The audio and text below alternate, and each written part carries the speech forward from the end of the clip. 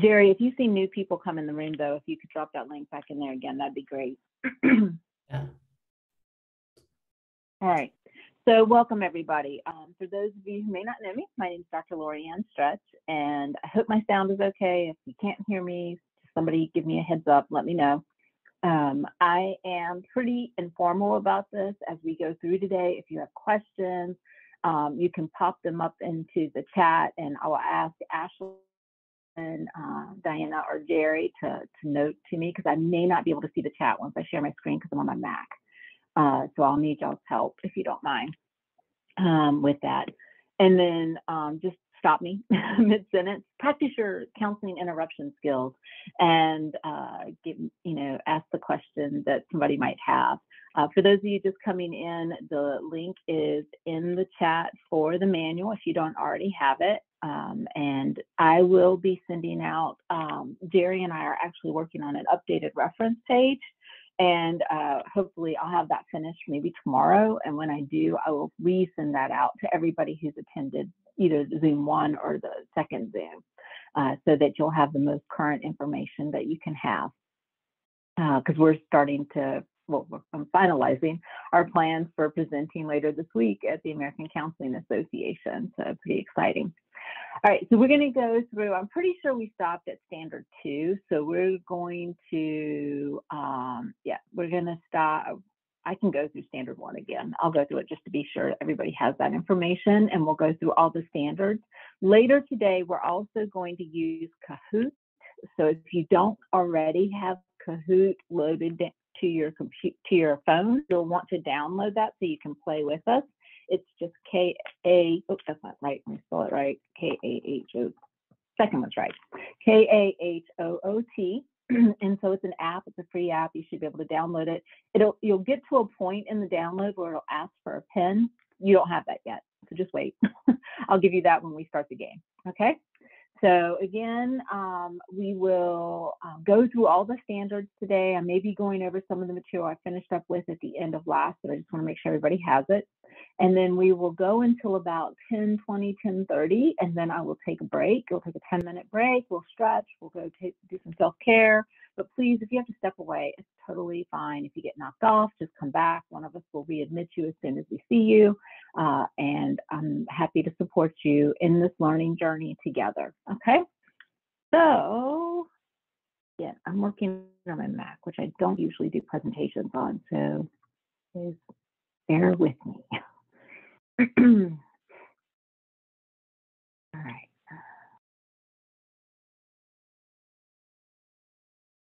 Okay. Now my Zoom wants to be in the way. All right, there we go. Okay, so this is the manual. I'm going to go back just a little bit. Okay, so we're going to go back to standard 1. Okay, so standard 1 is this. Hold on. Sorry, try not to make you guys sick. Okay, yeah, it is standard 1. All right, so for standard 1, we're going to talk about the standards of care, or standards of, scope of practice. So for scope of practice, that's how we can practice as counselors. And as counselors, and it's very frustrating for those of us in the field, we are limited to the state in which we're licensed in.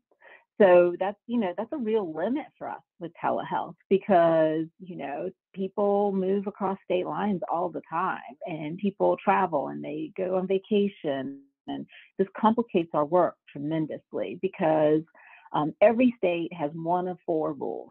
Either you have to be licensed where the client resides, you have to be licensed where the counselor resides, you have to be licensed where the client is located, or you have to be licensed where, oh, no, I got that wrong. Let me go back. It's early in the morning. So you have to be licensed where the client resides, where the client is located, where the counselor is located and the client resides, or where the counselor lives and the client is located. So that gets really, really complicated, right? Because you have 4 different ways. So I'll give you an example of how that tripped me up. I recently, 2 years ago, moved from North Carolina to Virginia. I'm licensed in North Carolina, which is great. Like, North Carolina requires that I be licensed where I'm located and where my client resides. So that meant that when I moved back to Virginia, I could no longer see my North Carolina client.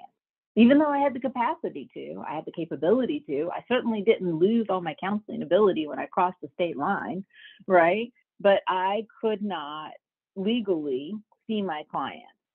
So I did have to bring my daughter back down to North Carolina on a regular basis. So I would just stay at a friend's house and use a room in their house, and I would see my clients from that facility. But it was difficult. And, you know, when I had a client go in crisis one time, I had to, you know, figure out, you know, how do I support that? I had to use my ethical decision-making model, and I had to write it all out about, well, it was more harm to not see them when they were in crisis than to see them in crisis, right? So I had to justify that. It's not that the state boards are going to come after you. The state boards are not going to come chase you down in most cases, unless somebody else complains about you practicing across the boundaries. Where it gets sticky is about your liability insurance. Your liability insurance, if there's a claim against you, they're going to be looking for a reason to not pay for that claim. I mean, that's just the nature of their business, right? So it's not that they're trying to be, I mean, I guess it feels kind of mean, but it really is that they're just trying to, you know, protect the insurance, right? And so they will find a reason not to support you. And if you were practicing cross state lines, then you were technically practicing outside the scope of your practice, and they could deny your claim. So that's where it gets sticky. That's where the risk really is. So when you are practicing, you need to do a little research. You need to find out, what are the residency requirements? Where does the client have to be? Where do I have to be licensed to serve this client? I find that it's always best, and you'll always be right, if you are licensed where you are and where the client lives. Okay? Just do that. Like, be licensed where your client is and where you are. There will be exceptions. There'll be times where things come up. I had a client who she lived in North Carolina. That's where I'd seen her. I'd seen her for a couple of years, and her mother-in-law got sick and was in Kansas. And she was going back. She was a teacher, so she was able to take leave of absence, and she went back to Kansas to care for her mother-in-law for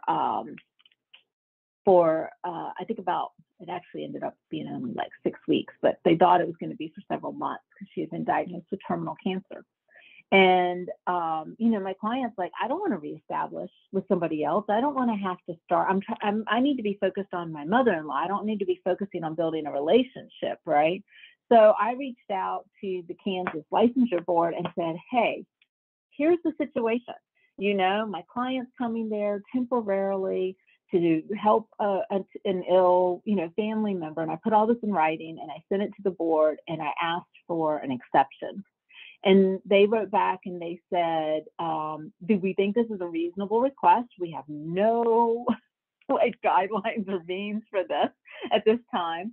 They said, do you know of a licensed counselor in Kansas who would be willing to be a support person for you should you need resources in Kansas, right? That's a reasonable request. Okay, I get it. So I did have a friend who was actually on the board. So I reached out to him, and he said, absolutely, I'll, you know, sign off on this and, you know, be your support. And if you need anything, let me know. And I got a letter from the Kansas board that said that I was able to see this client for up to 6 months, and that this other person was a backup person. And they sent that letter to me, to that person, and to my client. And so we got permission, right? I think in this situation, it's better to ask for permission than to ask for forgiveness.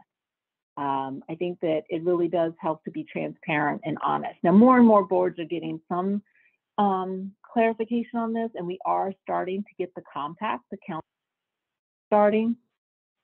And with the counseling compact, that's going to allow us to have a little bit more flexibility in the process. Jerry, I see you had a question. What was your question?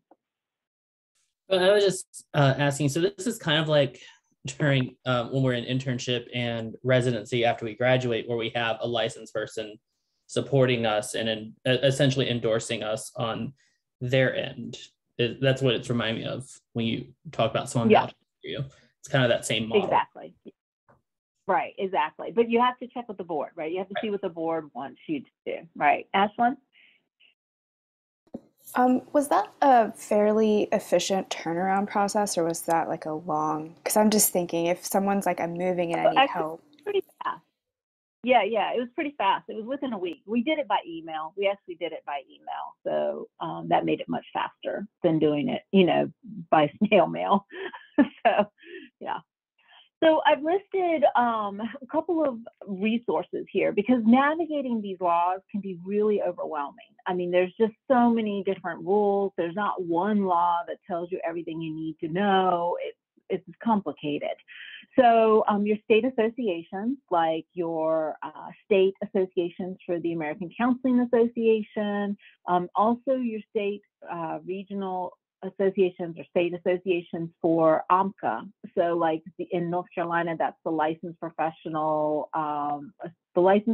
Counselor Association of North Carolina, LPCANC. So different states have different names. But if you can find either one of those organizations and be part of them, they'll keep you current. Like they'll help you stay current on these topics. And also they usually offer conferences, and there's almost always a session offered by the state licensure board at those conferences. And so those are ones that I'm like, that should be like required. Everybody should just have to go to that session, right? You really want to make sure you go to that session. And the other session that I see at a lot of those state associations is oftentimes the liability insurances will offer sessions, like HIPSO and CPH Associates. They will offer sessions. If you see a session offered by the liability insurance company, go. Go. It'll scare you. You may think about retiring, but it will give you information that's helpful. Okay. So I really try to attend at least one of those every year or two, because I always learn something. Even as long as I've been in the field, I always learn something. Then there's the Center for Connected Health Policy, which is really a very cool resource that the federal government provides. It has a tremendous amount of information on telehealth. When we go back out into the internet a little bit later in the session, I'll try to remember to show it to you guys, or maybe during lunch I'll pull it up. But the Center for Health, you can actually pull up a map and you can click on the state. It'll tell you what the current regulations are. It'll tell you what's pending as far as regulation. So I really encourage you to explore that. They do briefs on telehealth law changes. They do summaries every year. They track telehealth reimbursement policies.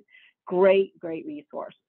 The Epstein-Becker-Green survey and addendum, they actually now have an app called the Telemental Health app, Telemental Health Laws app, actually. I have it on my iPhone, and you can download that. Yeah, it's called Telemental Laws. That's what it's called, Telemental Health Laws.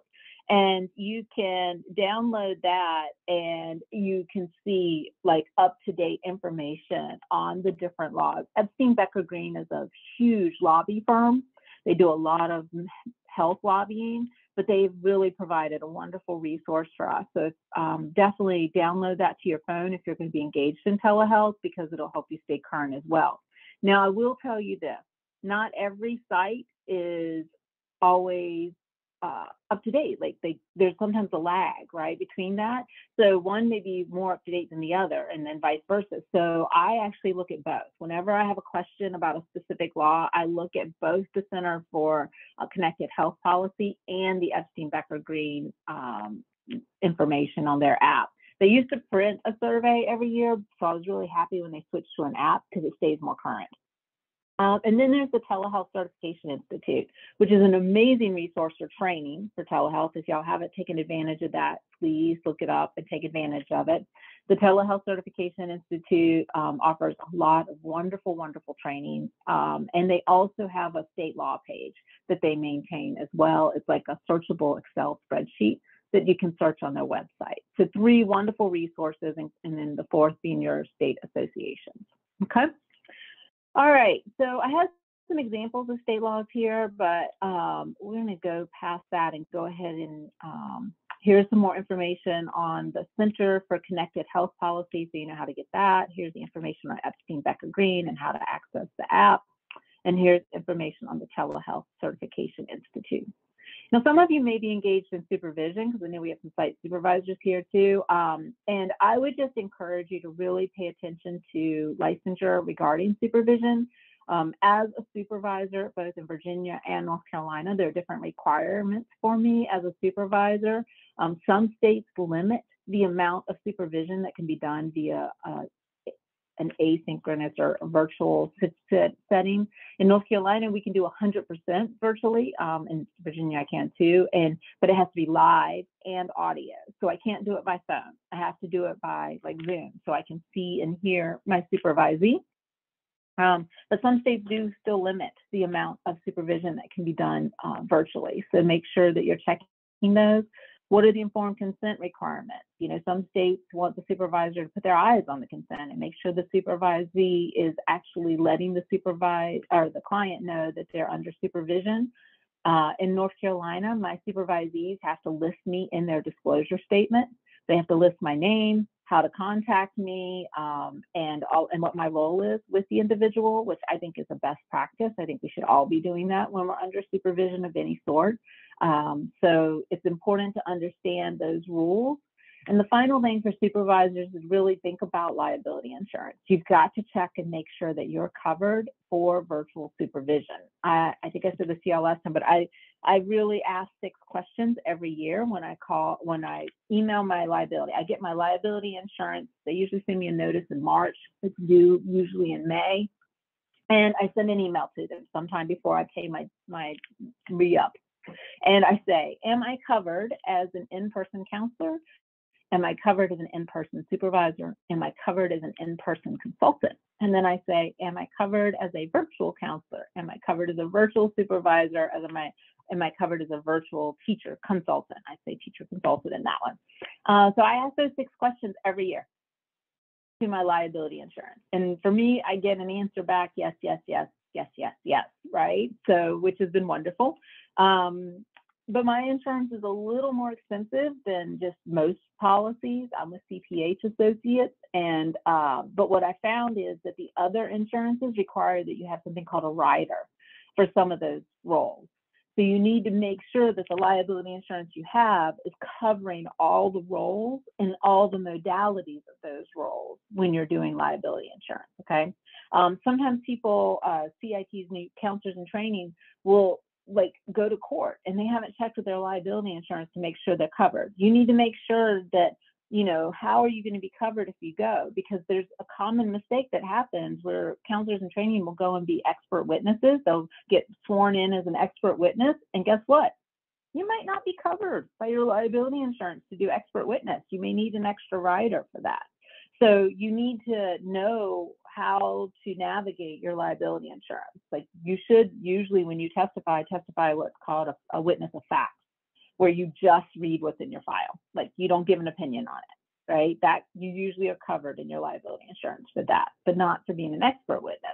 So you have to know these things so that you can be sure that you're covered by the insurance, okay? Because you definitely, I mean, one of my friends, she just defended herself, and it was totally it was not anything she had done, but this father got really angry because he lost custody and went after her, and with a vengeance went after her, and it cost over $12,000 for her to defend herself against a completely false claim, you know. And thank goodness her insurance was there, and the liability insurance covered that. But what if they hadn't? I mean, how many of you have $12,000 just sitting around to put towards a court case that is defending yourself, right? So you want to make sure you maintain your insurance. All right, disclosures. So oftentimes people use the word disclosure and informed consent interchangeably, but they're actually different, okay? Disclosure is the information we give our clients so they can give us informed consent.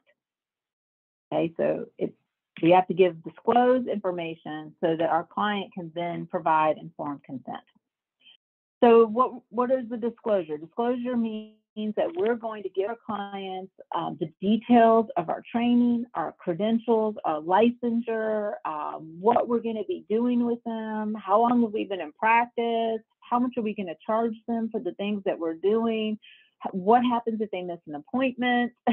It's everything. It's your policies and your procedures, right? It's so that they can openly, transparently, like they can know, okay, this is what I'm getting into. This is what this involves.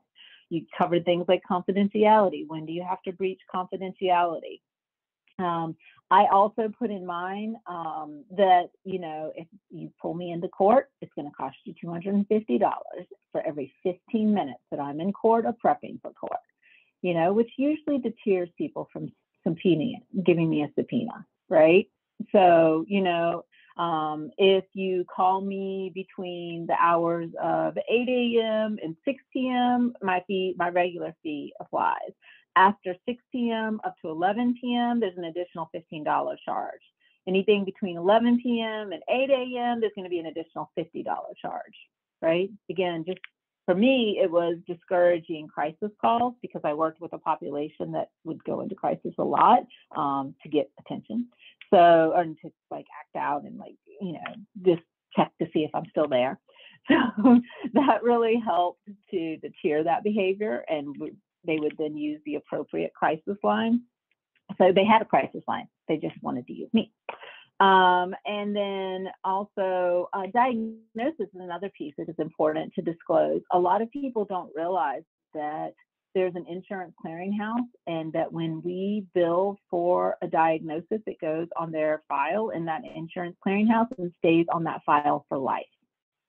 And that can be used by other insurance companies to determine benefits for disabilities, for life and death, type insurance, for short-term disability, long-term disability. So it's very important to disclose, if you're going to use insurance, I must report your diagnosis. You can't get paid. You can't have this service paid for by insurance unless you have a diagnosis. And once that diagnosis is submitted, it is there forever, right? And just helping educate people about that, because some people may not want that to be the case, right? They may not want that information, especially, I know a lot of you on the call are military veterans, people who are looking to work with military veterans. And, even if somebody's come out of the military and they're thinking about going back in as a contractor, right? They have to be concerned about what's on that file. And so you need to, educate your client so they know. So we want to protect them from future harm, right? We don't want them to make a decision today that could potentially harm them long term. Okay. Does anybody have any questions? There's a whole big list here of what we would include just in general, but then also with telehealth. So I wanted to hear, Diana, as far as liability insurance. Yeah. Okay. So with school counselors, a lot of times you're going to be protected by the district, but I often caution school counselors about that. I still recommend that you have your own insurance as well, because if they're looking for a scapegoat, as well as I do, because you've been in the school system long enough to know, they're going to take that scapegoat, right? And you don't want to be that person. I hate to say it, but that happens. So I always tell school counselors who I work with, you need to maintain your own liability insurance. And some of you have heard me say this before, but if it comes down to, keeping my cable on, which I don't have cable, but if I did, keeping my cable on or keeping my liability insurance current, I'd keep my liability insurance current. Okay, so there was a time where I ate Cheerios one time for 2 weeks because I needed to pay my liability insurance. And so you don't want to breach on that, because if you have more than 2 breaks in your liability insurance, they can rate you as high risk and your rate will skyrocket. And that could be even for something like maternity leave, right? So even when you take a break from counseling, I didn't have a private practice for about 3 years. I took a break but I maintained my liability insurance the whole time. Okay. And there's 2 types of liability insurance, just so you guys know. There's incident liability insurance and there's claims made insurance. So once you start with an insurance, it's really a good idea to stick with that same one, because if you move from a claims made to an incident policy, you may have a gap, right? Because claims made means I was insured at the time the claim was made, whereas an incident is I was insured at the time that incident happened. So there could be a gap, and you might have to carry a gap insurance. So there's two types of liability insurance. So make sure you know which one you have and stick with that type, because that way you'll avoid a gap. Does that help? Okay. I can see you, but only 3 of you I can see right now. So. All right. For telehealth, we're going to be going over some of these, but you have to also verify the identity of the client and where the client is. You have to verify their location and their identity. Yes, Alexis, most of them are offered through ACA and ASCA. There's other ones, but you can definitely go through those. You need to determine if the client's a minor. How is the client going to contact you if the internet goes dead, right? If they Zoom shuts down or any of that, how are they going to reach you? You need to have that outlined. You need to talk about what happens when technology fails. I give my clients, they have my Zoom, they have my telephone number, and so we have a process, like try to get into Zoom twice. If you can't get back into Zoom, then let's connect by phone. So that's what we do, okay? So I lay that out before I need it. Talking about, potential misunderstandings for cues. I talk about over communicating with my clients. Like when I'm looking over here, I'm going to tell you what I'm doing. If I'm looking over here, maybe I'm looking up something, or I'm just jotting down a quick note or something, but I will tell you that so that you know what's happening. The cool thing is that when you do that over communication, your client usually starts doing it too, to tell you what they're doing on their side. Okay. Making, talking about local intervention, local crisis. So one of the things that I do, I should do it in the first session, but I just don't have time usually. In the second session, I like to work with my client to identify a list of emergency resources. So depending on what the client issue is, I will work with them on Google, and we will find, like I might share my screen and actually help them find if they can, or ask them to share their screen and they'll find local resources, and we'll make a list of those and we'll keep those in the file. So what's the crisis line? Is there a mental health crisis unit? Is there, if I know my client's food insecure, where's the local food pantry? Anything that I can come up with that I think will be helpful to my client, we do a little research on that. Encryption methods, I talk about encryption. So I'll tell my clients when I first do my intake with them that I use an Apple iPhone, which is a secure phone. It meets HIPAA compliance regulations, and that I'm in a secure room with only me present, and that I will confirm that anytime that they want to know that. I'll confirm that I'm in a location by myself. And likewise, I ask to know who is with them. So I want to know who is in the room with them during the session as well. And then one of the things that I found to be really helpful is to give my clients, especially those that are in an unsafe situation, or teens whose parents like to eavesdrop on their sessions, we will come up with a word, a code word that the client can say, that I will know that that word means that somebody else is listening, right? And so they'll just say the word. Like one of my clients says, hold on a second, I need to check the closet. And that's all she says. And then I know, oh, husband's listening, okay, or somebody's at the door listening, right? And so we try to, maintain that. I encourage my clients to wear headphones so that nobody can hear what I'm saying, but sometimes that also limits. I have like that one client, she doesn't want to wear headphones because she can't hear when he comes to the door. Right? So it doesn't feel safe for her to wear headphones. So you have to meet your client where your client is too, and meet them in their situation. But that is a really helpful tool, is to talk to them about that, talk to them about, we'll talk about this in confidentiality too, but like, I'll tell you why then, but not using an employer's internet to do your counseling sessions on, and we'll talk about those things in the encryption and confidentiality. Let's see, how am I going to store the data? How am I going to maintain that? I have electronic health records. I'm going to store it in there.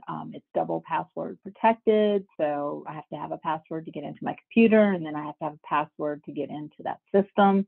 And likewise, if they want to send me a message to that system, they have to have a password to get into that system. When I send my, Google now has an encrypted feature and I have it's a business level Gmail that I use now.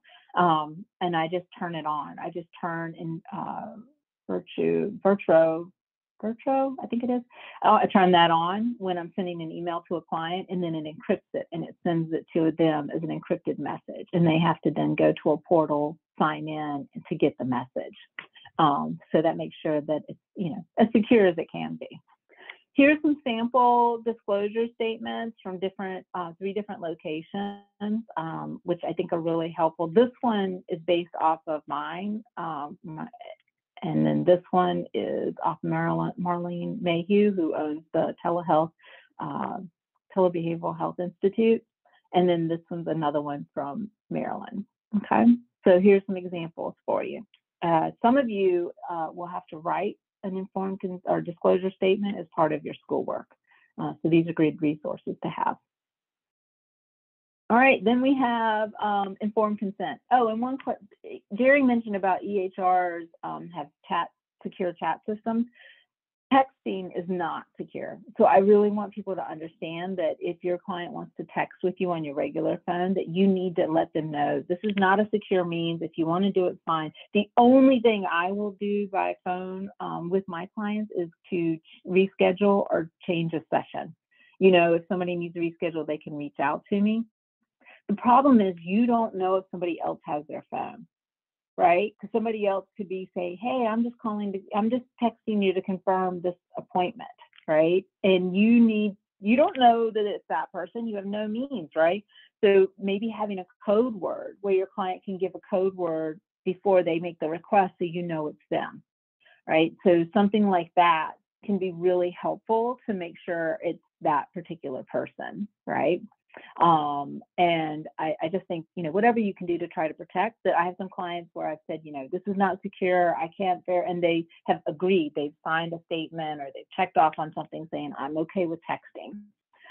That's something else that people do with their intakes is when somebody, and I think I talked about this with HIPAA, when they write their email or they write their phone, that does not give you permission to text or email them. You have to have an additional question that says, may I send messages here? Do you want to receive messages here? Or something like that. They have to acknowledge yes or no on that. So just having the information doesn't give you permission to use it. You also have to ask, can you leave messages there? Okay.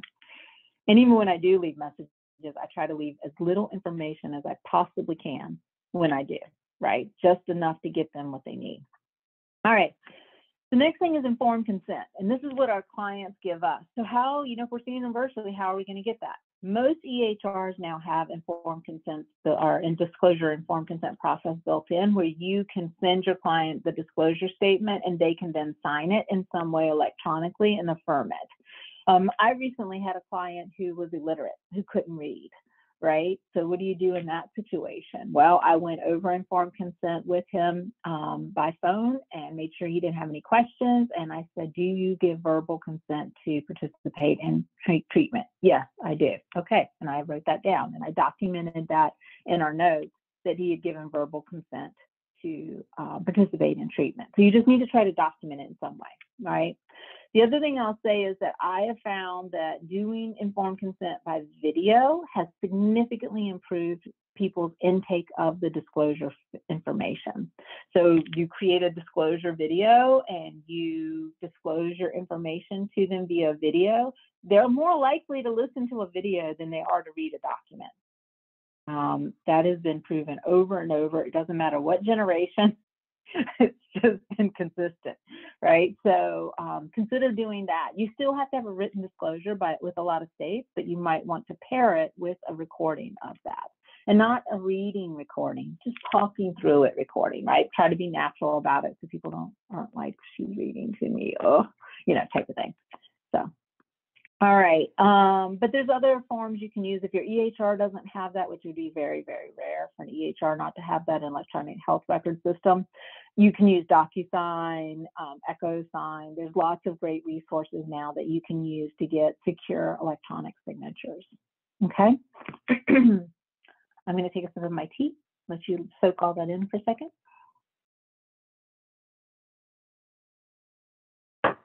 So when I'm going over informed consent, here's a little chart of all the things that I like to talk about with my clients.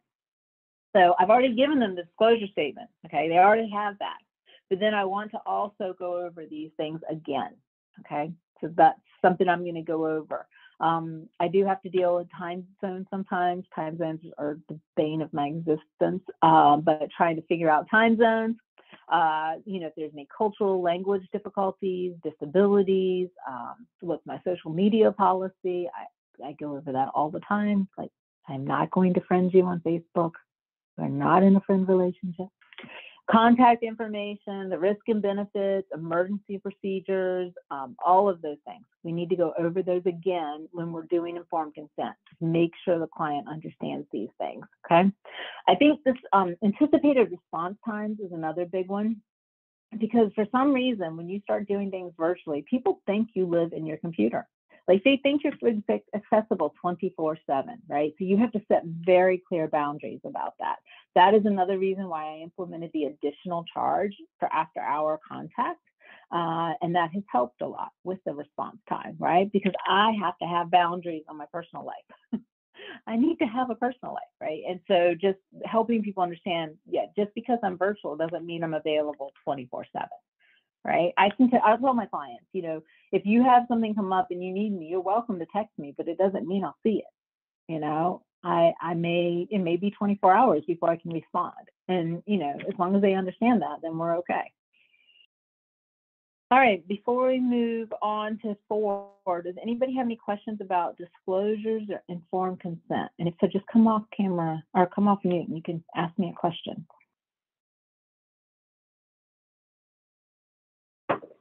Okay. I do have a question. Sorry.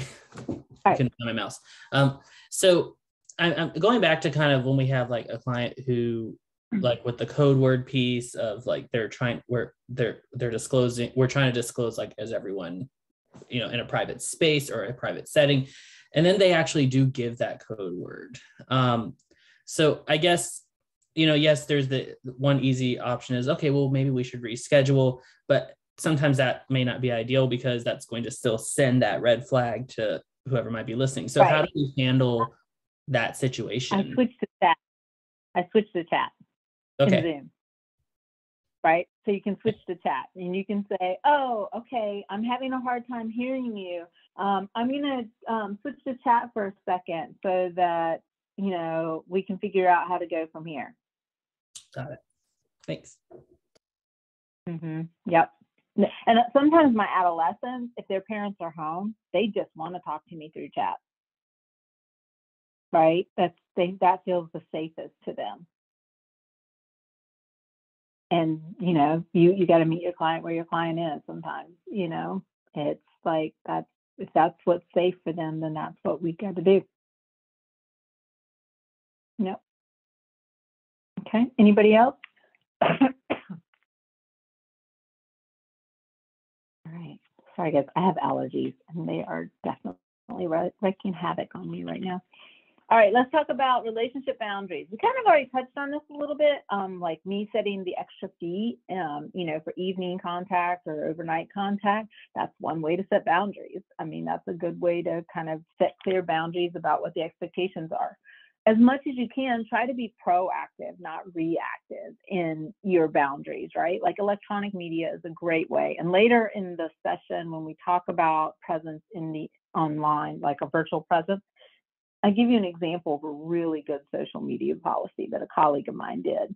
And so you'll have access to that. But you really just want to talk about it. It's so much easier to deal with those beforehand than after, right? And I kind of liken it to the same thing I do when there's potential for me to run into a client in person, right? I'm going to talk to that client about, hey, we both live in the same town. It is very likely that we could run into each other.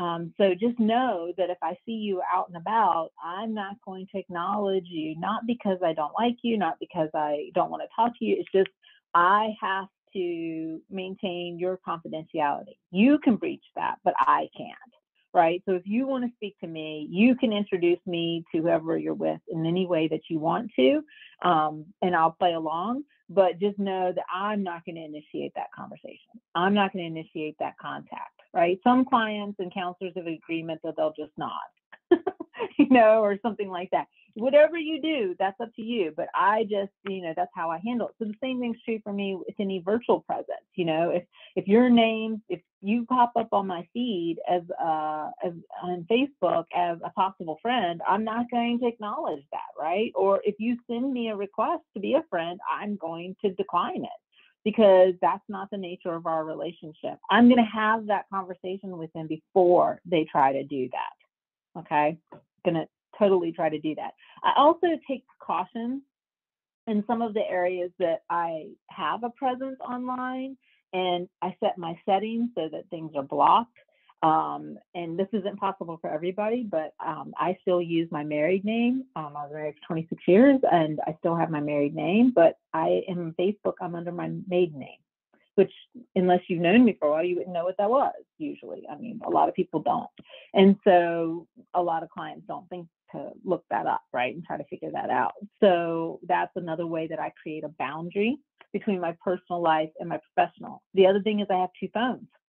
I have a Samsung Google phone for my personal life, and I have an Apple iPhone. To me, that's a best practice, not a mandatory practice, but it's a best practice because it helps me keep my two worlds separate, right? I don't have any of my apps that are business, like my EHR is only on my iPhone. It's not on my Google phone. My Facebook is only on my Google phone. It's not on my iPhone. So I keep those two worlds separate as I possibly can, and that helps with the boundaries. I also tell my clients and my students that I don't usually check my work phone on Sundays. That's my day of rest. Like I take that day, I don't really get to rest usually, but it's my day where I unplug a little bit, right? And unplug a bit so that I can, recharge. So those things are really important to go ahead and talk about those things up front. And so if you're new to counseling, start practicing those conversations, because the first few times you do it, it feels really weird and awkward, right?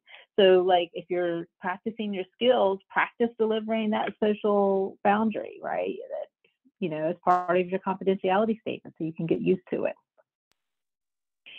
Same things are true with supervision, to really just have clear boundaries about, supervisor and supervisee. So when you're in supervision, your supervisee says, hey, I can't friend you on Facebook. Well, it's not a personal affront. It's just, hey, let's keep this clean, right? Let's keep these relationships clean and as simple as we can. Now, I have become friends with supervisees after their time with me as a supervisee is done. I mean, one of my best friends was a supervisee long ago, but that was years after, right? We had been in that relationship. So I think it is important to know that those relationships can evolve, but while you're in there, try to keep them as clean as you can. It's just going to make it easier, especially if you ever have to do anything that's, evaluative, or you have to make any recommendations about the person. You want to be as unbiased as you can be. And to have, a written contract spelling all that out, much like informed consent and disclosure for a client, you want to have that same process for your supervisee. So there's clear understanding of boundaries and access and expectations. You want to have all that written out. All right. Let's go to client verification, which a lot of people don't think about, but this is super important. I already hinted at this with the text messaging. If somebody emails you, if somebody texts you, you do not have visual confirmation that that's that person. You don't. And so how are you going to verify that this is the client, right? And, I have this one client a while back whose older son, when his voice was changed, their voices sounded a lot alike. And it's not like I expected him to call me, but sometimes when I would make a call, he would answer and I would be like, hey, I need to speak to so-and-so, because I wasn't really sure. And, because sometimes the voices confused me. And, there was a time where she called one time and something felt off. And I was just like, hey, can you tell me something we talked about in the last session? And she was like, yeah, da-da-da. I was like, okay, thanks. And I explained to her, I said, I just needed to verify it was you, because there was something that just wasn't clicking, that didn't sound right. So I had to verify that was her. Now, if Ashlyn was my client and I see Ashlyn, I know Ashlyn. I know what Ashlyn looks like. I can see this is Ashlyn, right? Because this is that, I can see Tracy. I know Tracy. I can see, her and verify it's her. So in that situation, I have verified them. The first time I met them as a client, I'm going to ask for the government ID. And so I have my clients hold up a government ID and I take a look at it in my first contact with them if I don't know them. Okay, so that I can verify they're who they say they are. And you're supposed to do that if you're doing insurance anyway. You're supposed to do that as part of your process. But also giving them access to password protected sites like through your EHR, that can be a way of verifying, because if they use their password to get in there, then it's reasonable to assume that that's who it is, right? But if they're just texting you, you may want to check and say, what's the code word, or, verify the code word or something like that, so that they can verify that it's them. Right. Any questions about that? Moving on to confidentiality. So as counselors, we have the responsibility to protect our clients' current and future confidentiality. Current and future confidentiality. What do I mean by this? Well, when a client is with me, right, I try it like my door's closed. I try to make sure that nobody else is here. I'm using an iPhone. I'm using my Mac, which is a confidential. Apple's pretty secure. So I've got my password protected EHR. I can talk about all those things that I'm doing right now in this moment to take care of my clients' safety and security. I also can talk about the things that I'm doing to protect them in the future. So, for example, I have a LinkedIn channel. Some of you have been on it. And in my LinkedIn channel, I do not allow people to make comments on my videos. And the reason is because I had an incident with some clients. So my private practice partner and I had created a series of videos, role plays for our students.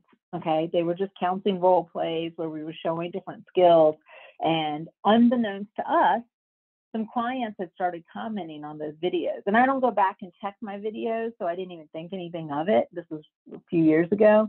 And I was going into a coffee shop one day in our community, and one of my previous clients said to me, "Oh, I love the video series you and Andy did. It's so good.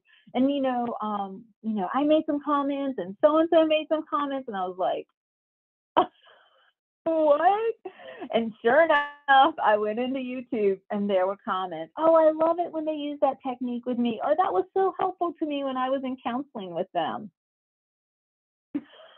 On my LinkedIn, or my YouTube account, I was like, "You've got to be kidding me." So I had to have all the comments removed. I had to take down the comments. They were totally disclosing their confidentiality right then and there on an international website. And so you have to think about those things. So I recommend not having any ability to follow you, not having an ability to do likes or dislikes, taking off the ability to comment, because those are ways that people can not even think about it, right? And disclose their, what's going on with them. And it's out there forever. It's out there for other people to see. And yeah, you might be okay with that today, but maybe not in 10 years. So you have to be really cognizant of how am I projecting current and future, right? It used to be that Square, the credit card processing thing, when you did that, you immediately got a review, right? And you did the little smiley faces, and it would post that you were happy with that person. It was almost like, I think you had to do it. And some therapists complained about that and actually petitioned and said, "Hey, this isn't secure. We can't, as medical professionals, we can't have people liking their service because they're disclosing that they've received service." And so they were able to change that. And so they have changed it since then. The problem, Susan, and that's a great question, is that they don't always think through that they're violating their own confidentiality, right? It's pretty standard practice now for a lot of jobs for people to do searches for people to see if their internet behavior aligns with the company's values, right? So if somebody's searching and you see, yeah, I was seeing somebody, I was diagnosed with borderline personality disorder, and this technique worked really well for me. Probably not what you want the rest of the world to know, right? So it's that type of thing. So they may not be thinking through the implications of it, right? They just think they're commenting on a video, and they don't think about other people can see this, and other people can search and find me through this. So it's more of like helping clients know that. I had another situation, which I usually talk about social media, but I'll go ahead and mention to you guys. So I call it a Yelp war. So I had a client, we were doing great work, doing dialectical behavioral therapy. It was wonderful. I think at the time, I think they were 16 probably. And they were in high school, and one of their best friends really wanted me to be their therapist, right? Like, so reached out to me. I love what you're doing with so-and-so. When can I come in and see you? Well, this is the conflict of interest, unfortunately, I can't do this dual relationship. So I would like to refer you to my partner, Andy, and you can see him. Went ballistic, like lost it, right? And lost it. And so wrote this huge Yelp thing about me, about how I was the most horrible person. I was the devil incarnate and everything else. I mean, it was like rant about me. I didn't even know that she had written it. And my office manager, I came in one day and she goes, "Do you know you have a Yelp war?" And I was like, "What is a Yelp war?" This was like 15 years. I didn't even know what a Yelp war was then. I was like, "What's a Yelp war?" And she pulled it up, and that person had written, and then my client had written, "You're just jealous because she's my counselor and not your counselor," and da da da da da, and then that, and then that, and then that, and they were like, there was this whole chain of stuff that they had done on Yelp about me, and I could find it for years. I tried to find it not too long ago. It's gone, so I guess it's finally come off. But yeah, it was a Yelp war. So I had to talk to my client about, you may be all right with this right now at 16, right? But in 10 years, when you're trying to get a job, do you want your future employer to see this as, what you're doing online? And so she was able to remove her comments. I guess you can remove your own in that situation, but I couldn't do anything about the other person's comment. And they sat up there for years. For years, they just sat there, and there was nothing I could do about it. Jerry? So you made me think about in a situation that I've always worried about happening one day, which is when friends end up being your clients. And in your situation, you were told about it, like it was kind of like a referral situation that just wasn't going to go. But what happens where you've established these two relationships that are genuine, good counseling relationships, and then, or three, yeah, and then one day you suddenly, like maybe it's months, maybe it's a year, and suddenly that friend A is suddenly, oh, it's Johnny on my client list, and friend C that I've been hearing about. Like, you finally make that connection. So what do you do then? Because at that point you can't break up with them either. All right. So what happened to me was I was seeing woman 1, woman 2, and male 3. Okay. So I had a young woman in her 20s, an older woman in her 50s, and another man who was in his 60s. And so I had been seeing them for probably like 5-6 weeks at this point, right? And they had come in at different times, but probably the longest one I had seen for about 5 or 6 weeks. And I quickly realized at one point, like in 1 week, it all came together in one. I was seeing all of it, and it was like, oh. Younger woman was daughter of older woman. Older woman was having an affair with man, who was also her boss. And I was seeing all 3 of them. And none of the 3 knew that I was seeing the other 2. But they were all talking about each other in their session. It was so complicated. It was really hard. But it was also fascinating. I'll tell you this, as a therapist, to get 3 different perspectives of the situation. That was fascinating. But it did blow up. As soon as I realized that, I was very careful about how I scheduled them to make sure they didn't, because this time I was seeing them in person. And so I made sure that they didn't run into each other. But at one point, some reason the mom came by or drove by or something and saw her daughter's car in our parking lot and started to put 2 and 2 together. Confronted her daughter, "Who's your therapist?" Daughter's like, basically, "It's none of your business." She's like, "No, who's your therapist?" And told daughter, "That's my therapist too. You can't have her." So then we had to work it out. I mean, it was a mess. It was a mess. And they were mad at me. And the two women especially were mad at me because I hadn't told them. And I'm like, how could I tell you? Mm-hmm. Right? Like, how could I tell you? Like, I couldn't tell you. That's confidentiality. I can't tell you who else I see.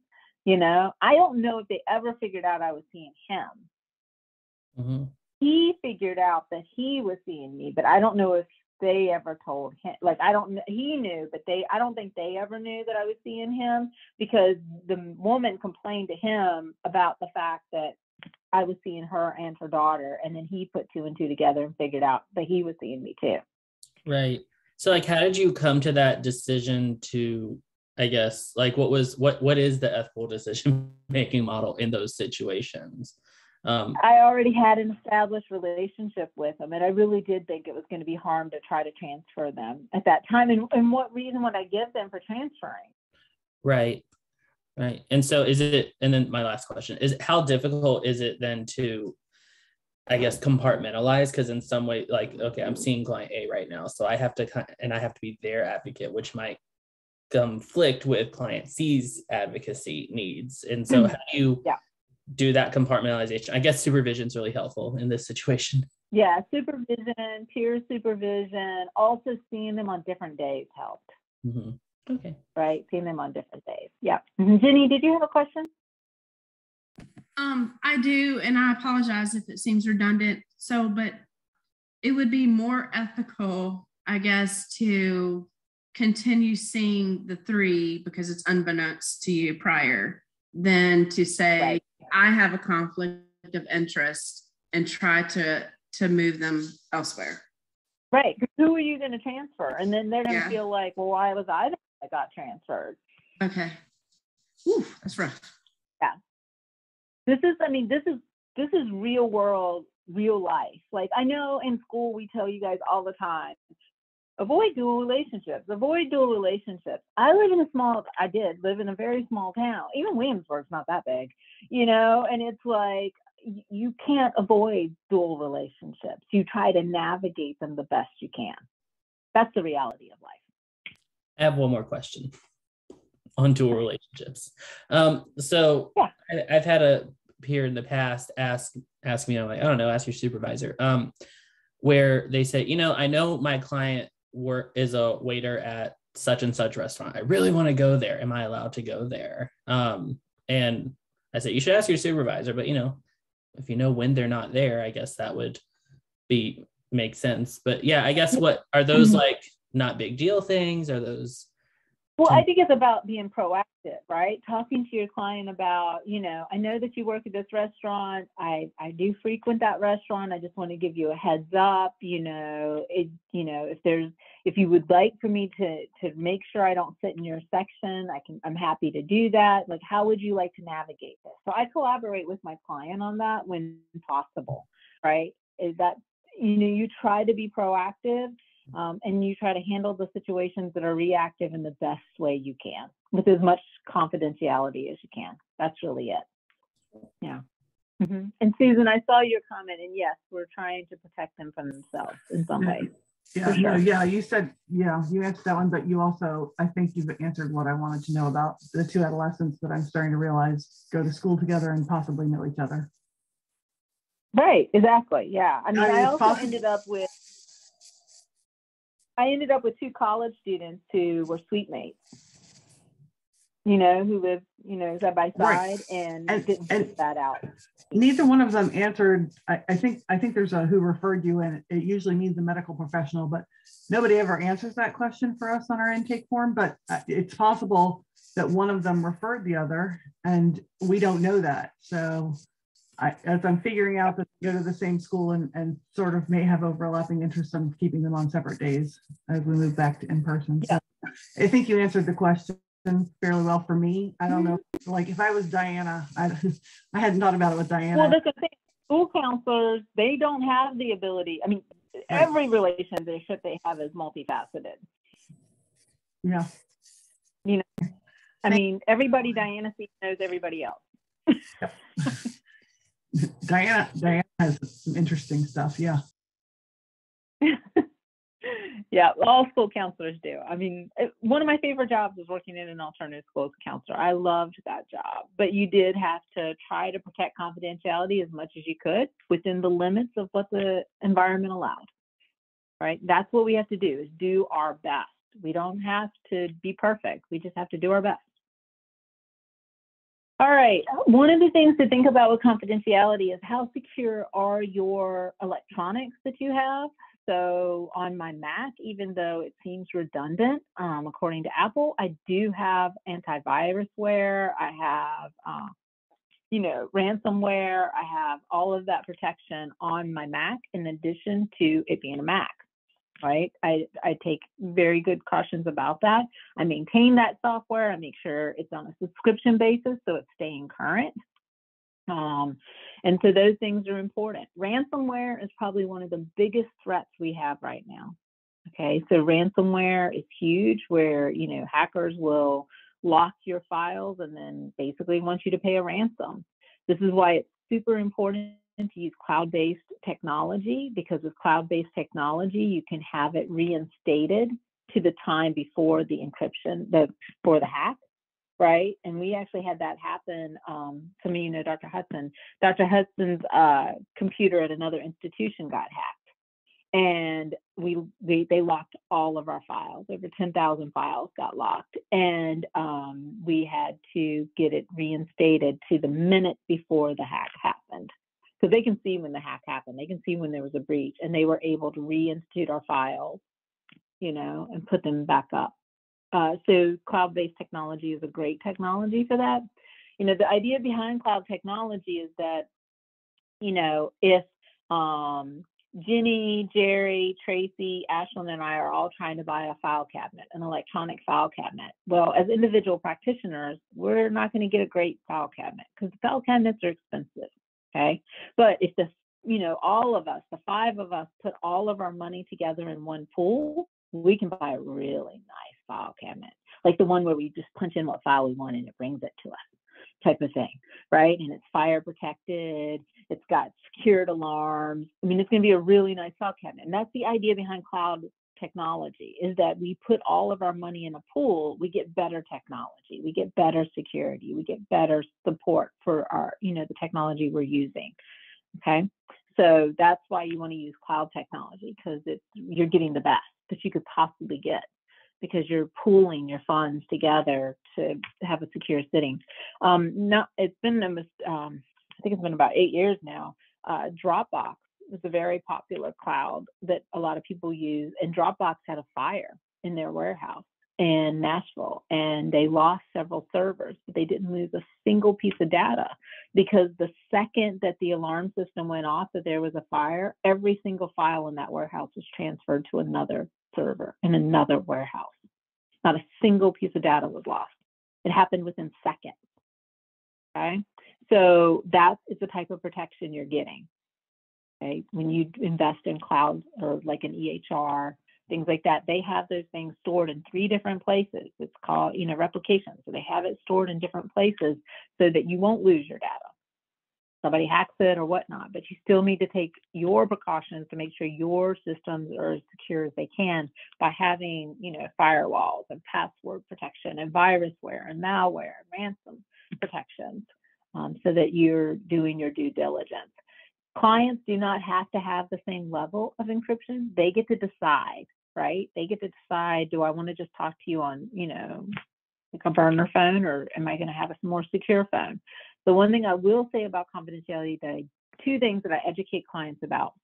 One, I educate them about the network that they're using, because sometimes I'll have clients who want to do their sessions from their office, like through their employer. And I say, you're using employee resources. They have the ability to record your session and use that session in any way that they want, if they want to. So I'd rather you go out and sit in your car and do it from your cell phone than do it on your employer's network.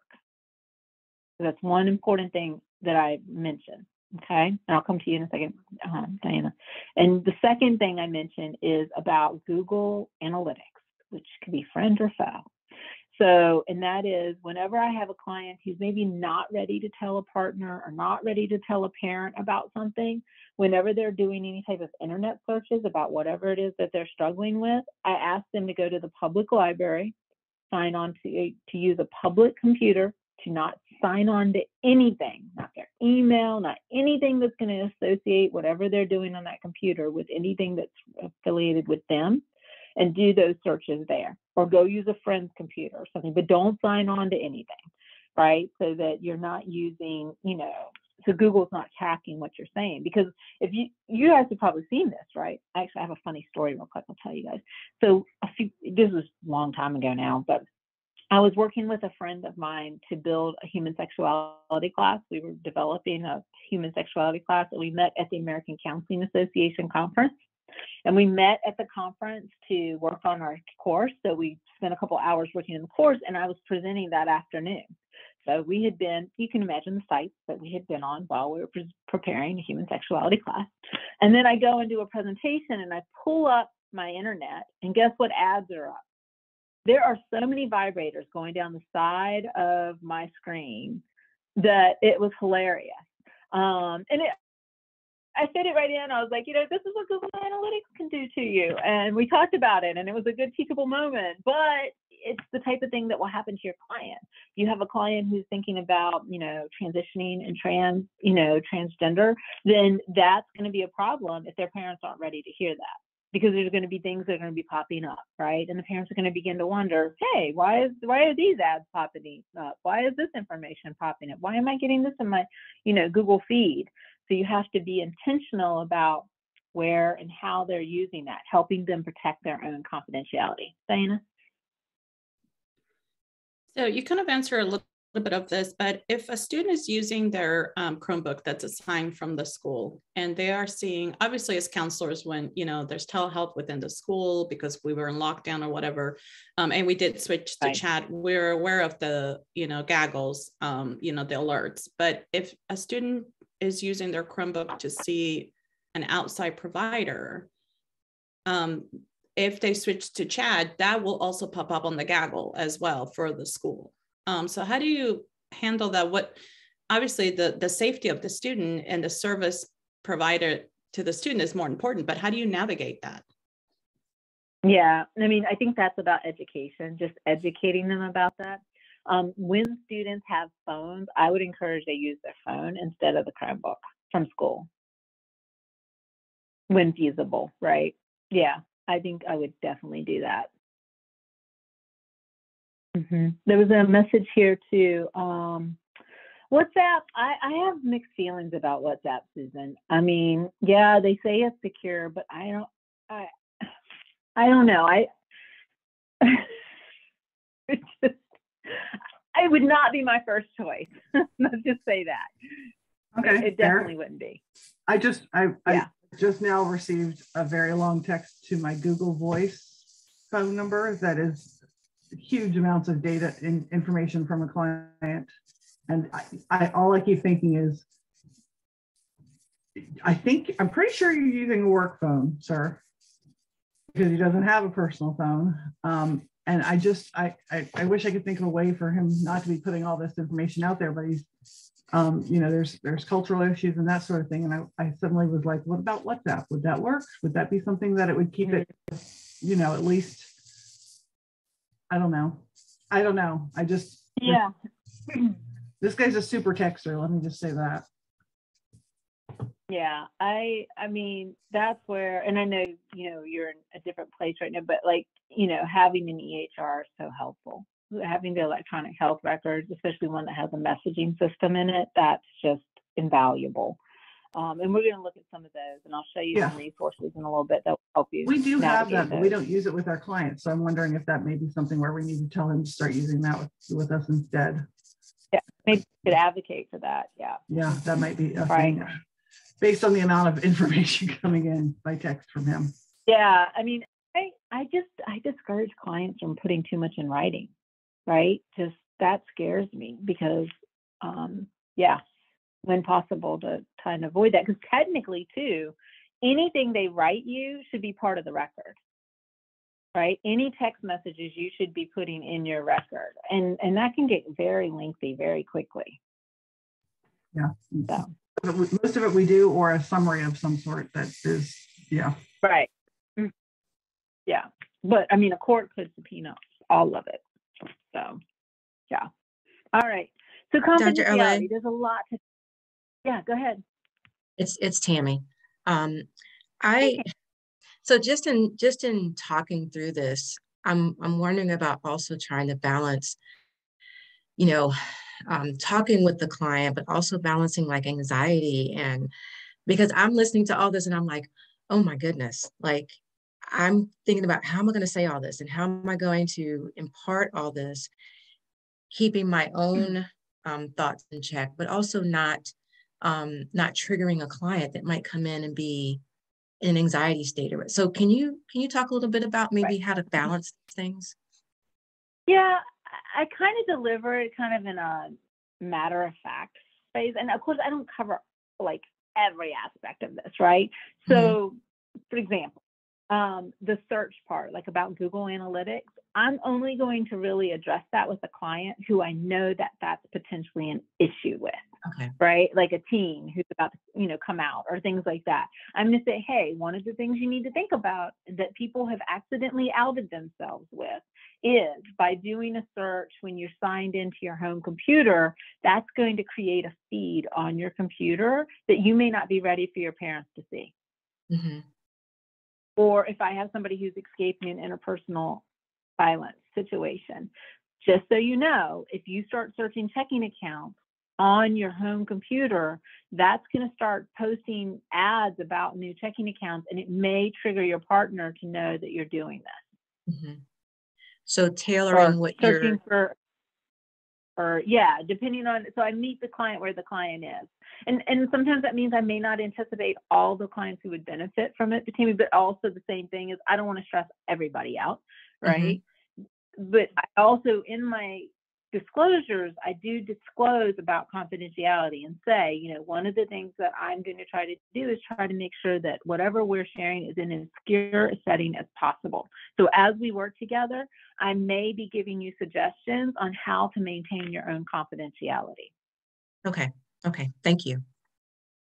You're welcome. Yeah. Okay. All right. This website right here, the HHS website, gives you some really kind of scary information about how ransomware works and what it is. So if you're interested, this is a good website for like a scary bedtime story if you want that one. There you go.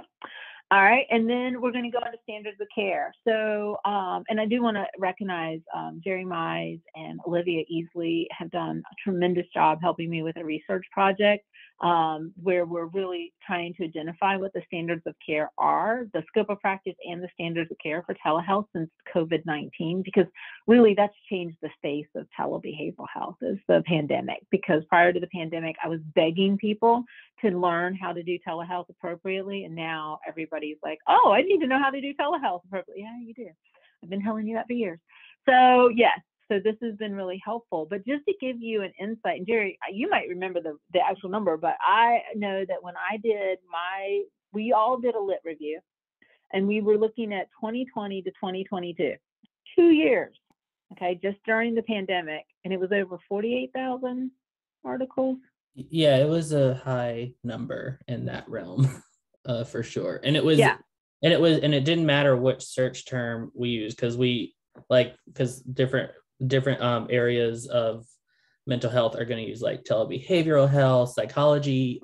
In the beginning of everything was using telepsychology, and there hasn't even been convergence of those words. And so we were getting that search number for all of those terms. So it was probably more than just that number. It's probably double. Yeah, because once you added all of our lit reviews together, I'm sure there was ones that weren't duplicated in each of our search. And when we were putting together our individual sections, I think it's important to note we didn't really have overlapping references, which is also pretty common. It is uncommon when you are on a joint research project. Usually someone will find that reference first, and that run into each other. Yeah. No, it was extensive. I mean, we have an Excel spreadsheet that just goes on and on and on. I mean, it just has so many articles. And so what we've done is we've gone through as many of the articles as we could, the ones that met our criteria, and we looked at those to see, okay, what have we learned about how to do telehealth? Because like, this has just been like, so much work has been done during the COVID-19 pandemic that we've learned a ton, because prior to the pandemic, there was all this debate about, you know, should we be doing telehealth? Should we not be doing telehealth? You know, is in-person better than telehealth? And really, we had already answered that question. We had answered that question like late 90s and early 2000s. We knew that telehealth was valid. We knew that it was a modality that could offer a tremendous amount of benefits. And I've given you these 6 statements, or the 5 statements here, which really sums up the literature before the pandemic, that the reasons we should be doing telehealth is that it's minimal contact. So it's not like I need to take your pulse. I don't need to, you know, see if you have a fever. I can talk to you and see what's going on. There's a number of reimbursement opportunities now, and it reduces the stigma. People don't have to come to the office, right? They don't have to. Like with those 3 people I was seeing for counseling at the same time, the reason that they found out was because of the car in the parking lot, right? If we'd been doing telehealth, nobody may have ever figured it out. I was seeing all 3 of them. There's incentives for some states to do telehealth now, and clients really like it. Clients really like telehealth for the most part. So we've done this research and we've looked at a lot of different ways.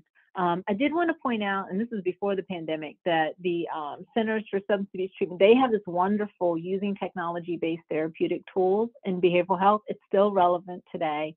Gives you a lot of good resources about different ways to use interventions and theories and techniques in technology-assisted counseling. And then just some tips to think about, you know, of course, like not using Facebook for counseling, which somebody actually did once. And then, you know, not using public Wi-Fi, because like if you're in the library or you're at the airport, that's not secure Wi-Fi. You need to be on a secure Wi-Fi when you're doing these things and in a secure location, right? I once had to confront a colleague at a conference who, when we took a break, she stood up in the middle of the room and she was kind of stretching. She got on the phone and she started rattling off client information on the phone in the middle of this room while we were in session. Like we had just broken from session. I was like, no, you need to stop. Like, you need to stop. You're breaching confidentiality. And she was like, what? And I was like, we all can hear. She goes, but you don't know who it is. I said, no, you are breaching confidentiality. This is protected health information that you're sharing about this individual, and you don't know who's in this room. You need to go to a secure location. So you want to make sure you're protecting that information. You also want to make sure that you plan on technology not working all the time, right? You've got to plan that technology is not going to work smoothly. You've got to have a backup plan. You need to know that if you try to use some technology while you're with a client, it may not work. So you need to have a backup plan. You need to make sure that you have training in the technologies you're using, and that the people that you're using those technologies with has the training. Make sure you understand the legal requirements and that you're evaluating this process, right? Ongoing evaluation of what you're using and how you're using it. Here are some of the populations that we have additional information on, that we were able to find articles that give us some guidance on, like, what types of tools are there, what resources are there. So I'm going to make sure, like I said, we're going to finish this reference this week. Just because of residency, I wasn't able to finish it this week. I'm going to pull that together and make sure you get that reference list. I can also send out the PowerPoint that we're going to be doing, so you can see the summary of each of these areas. But it's been pretty cool, the amount of research that we've been able to do in the last 2 years. Everything from, how to work with adolescents. I mean, this whole group, it's been wonderful, the resources that we've gotten. So depending on the population you're working for, there's probably information out there about what works and maybe what doesn't work. I will say this, though, about journal bias. Journal bias is that a lot of journals tend to only want to report results that are significant, things that actually worked, right? But as a therapist, it's also important that I know what doesn't work, right, with the population. And so unfortunately, journals don't always publish that literature, but there is a little bit out there. And I know some journals are trying to address that, but just remember that a lot of what we see in the journal is kind of skewed towards what worked, not what didn't work, right?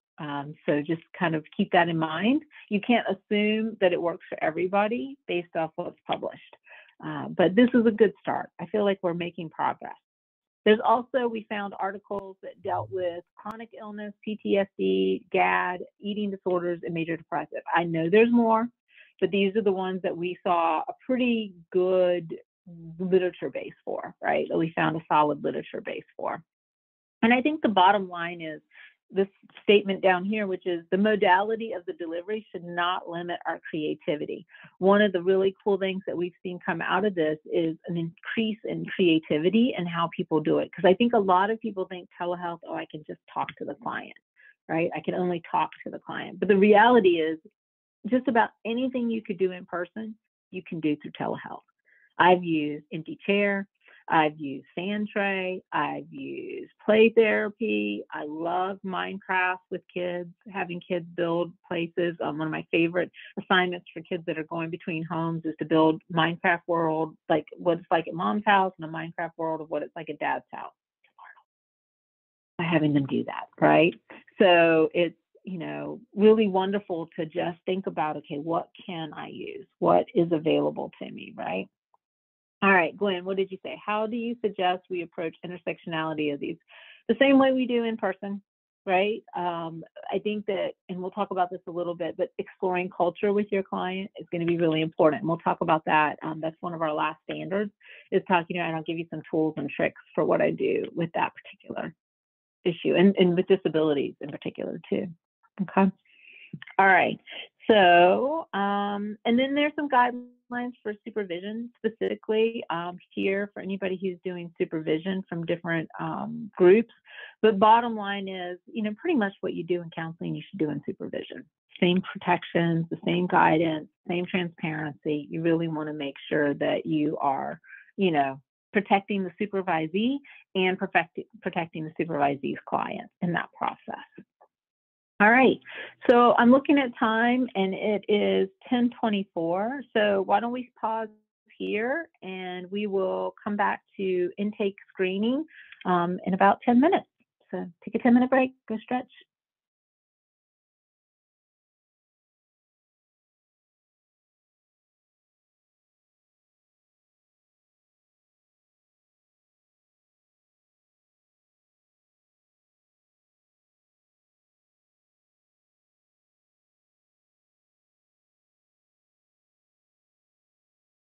Welcome back, everybody.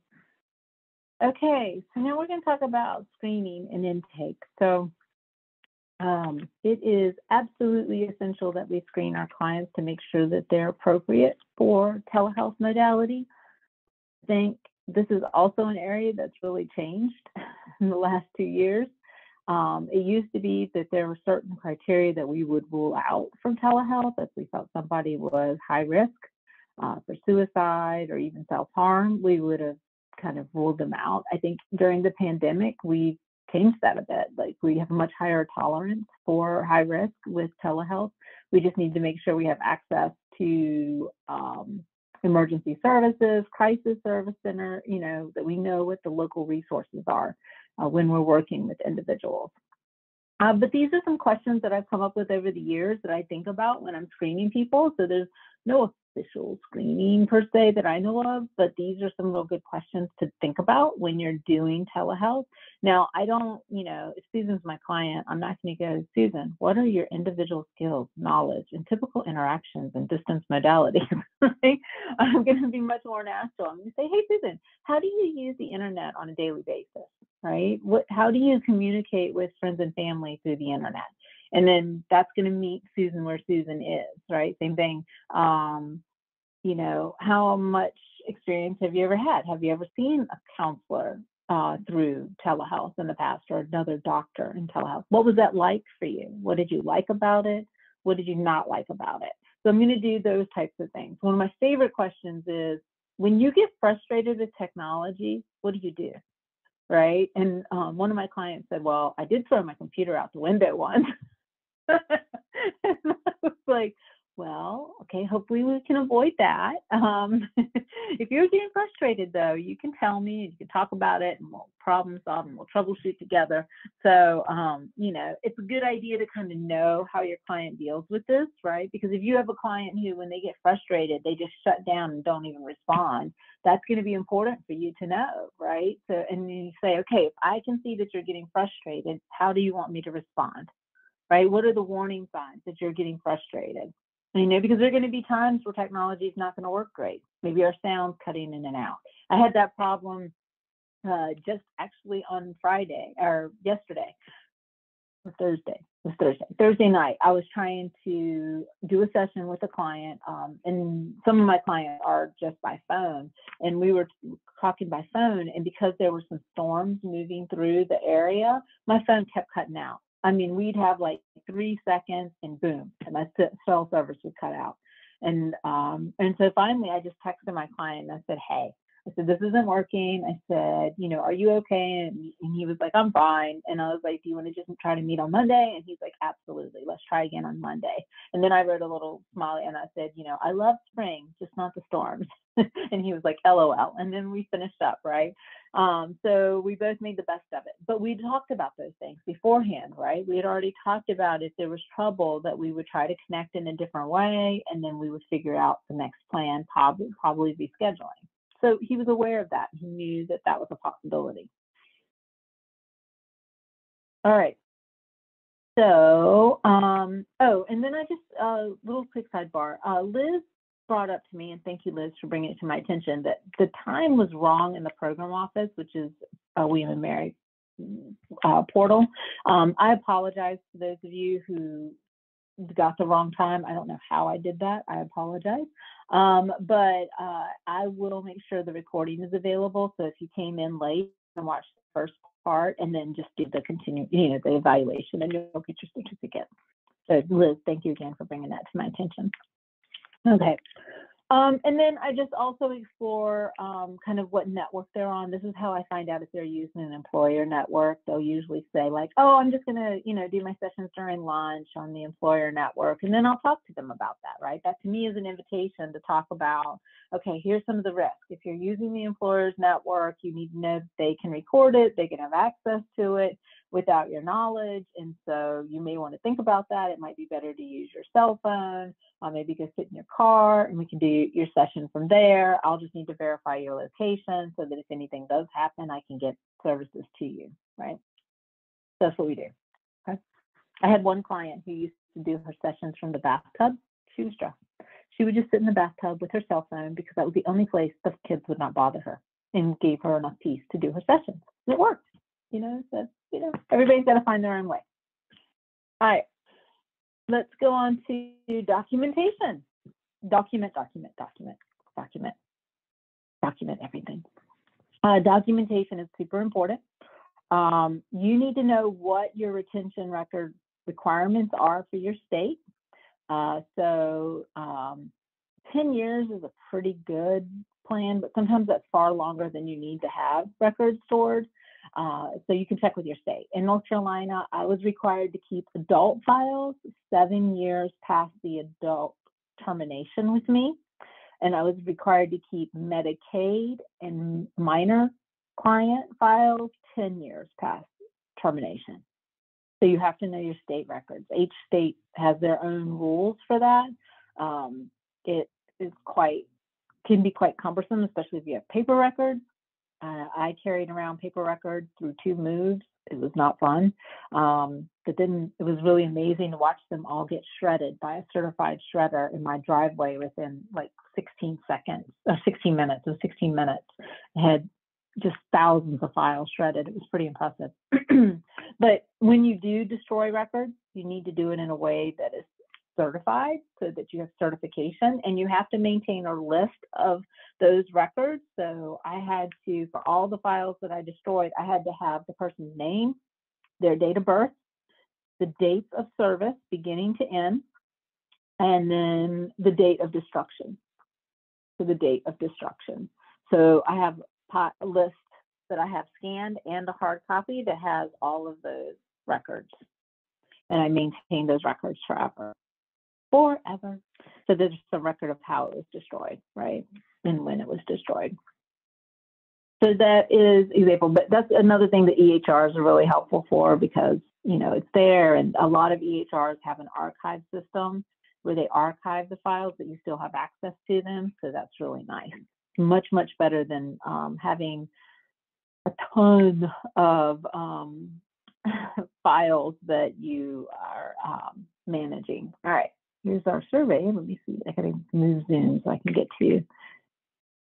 Here is a checklist that California uses, which I think is good, and that's linked in your thing. So here is just a checklist where you go through and check to make sure you did everything you're supposed to do, like document, informed consent, all of those things. Oh, okay, guys, my computer is dying. There we go. Hopefully I fixed it. Yep. So it's nice to have a little bit of a checklist. When I was using paper records, I had an audit sheet that was in all the files, and people would check off as things got put into the file. And I would also check off that I had audited the file, or that the office manager had audited the file, make sure everything was there. Really important to do. And the other thing that's really important to do is that when you release a file, that you have to keep a record of that. You have to make sure you have some way of tracking whenever you release information from a client file. That's a HIPAA requirement. And so you track what information was released and when it was released and to whom it was released. So all of that has to be tracked in your records. The other thing I wanted to show you in this section is Tame Your Practice. And in full disclosure, I am colleagues with Rob and have known Rob for years. I was actually Rob's clinical supervisor. So Rob has this website, Tame Your Practice. There's Rob. Say hi, Rob. And then one of the things that I love about Rob's site is he has all of these reviews of these EHRs. So he has free reviews totally available to you to help you choose an electronic health record. And this is what I was thinking about with Susan, with you. This would be a great website for you to explore. Therapy Notes is probably one of the most popular, followed by Simple Practice. That's the one I use, actually. So let's take a look at Simple Practice. This is Simple Practice's review. And so here's the full review, gives you a ton of information. Here you can learn more. Here's the summary, pros, cons, standout features. Who would this be good for? What type of practice? And then there's a review. And then there's other information down here if you need it. But this is a really good resource for you. Rob's put a ton of work into these. I mean, he's just done amazing work, but this can give you a ton more information. But this is a great way to kind of go, instead of exploring the internet and getting lost and going down tons of rabbit holes, right? This is a really, like, it's all in one place. It's just in one place. So you can have a really good resource, and you can see they just go on and on. There's tons of them. So, but Rob's done a really great job with this. So I would encourage you, when you go and you're in the market, to do that. He also has this book that you can get. And I would encourage you to sign up for his newsletter, which keeps you informed when there's changes and things happening in the market. Rob does a good job of keeping everybody up to date. Okay, so that's a good resource to know about, is Tame Your Practice. Rob also does HIPAA consulting. And one of the reasons that I like Rob, and I used to recommend Roy Huggins as well, but unfortunately Roy passed away recently. And that's but you can still use Person-Centered Tech. So Person-Centered Tech is another great resource that was run by Roy Huggins and now is run by some of his partners. And Rob's Tame Your Practice, they both do HIPAA consulting. So if you were going to start your own practice, it would be worth the money. And it's not, they actually have a very fair fee. They have a very fair fee to get them to help you get a good start, right? To build a really solid start. They're good at that. That way you won't be missing anything. You'll have everything you need. They'll get you started in a solid way. Okay. There's a lot of confusion about billing, especially for telehealth. I have listed the current CPT codes that are used, and then the program or place of service, POS. So this is your place of service. So POS 02, if telehealth is provided in a place other than the patient's home, if it's in an office visit, or POS 10, which is new as of this year, telehealth provided in the patient's home. But I want to give a caveat. I don't believe Medicare is using this yet. And I'm not sure that all the insurances are. So you need to check with, if you are doing insurance billing, which one they want you to use for telehealth, because a lot of them are still just using O2. I think a lot of them got annoyed when they added the 10, because it's just like, why does it matter, right? And so that one hasn't been used. And then for telemedicine, GT is usually the modifier used by most payers, but some do use a 95, which is box 24D on your insurance filing. So you have to, again, check to see which one are you supposed to use for each insurance company. And this is one of the reasons why I stopped doing insurance billing, because it's just cumbersome to keep up with all the changes. But there's resources available to help you, and I've listed some of those here. A couple of these were updated very recently. So you can click on these to see what the guidelines are for coding telehealth visits. It's a great resource there. Okay. All right, let's talk about virtual presence. So how do we maintain a virtual presence?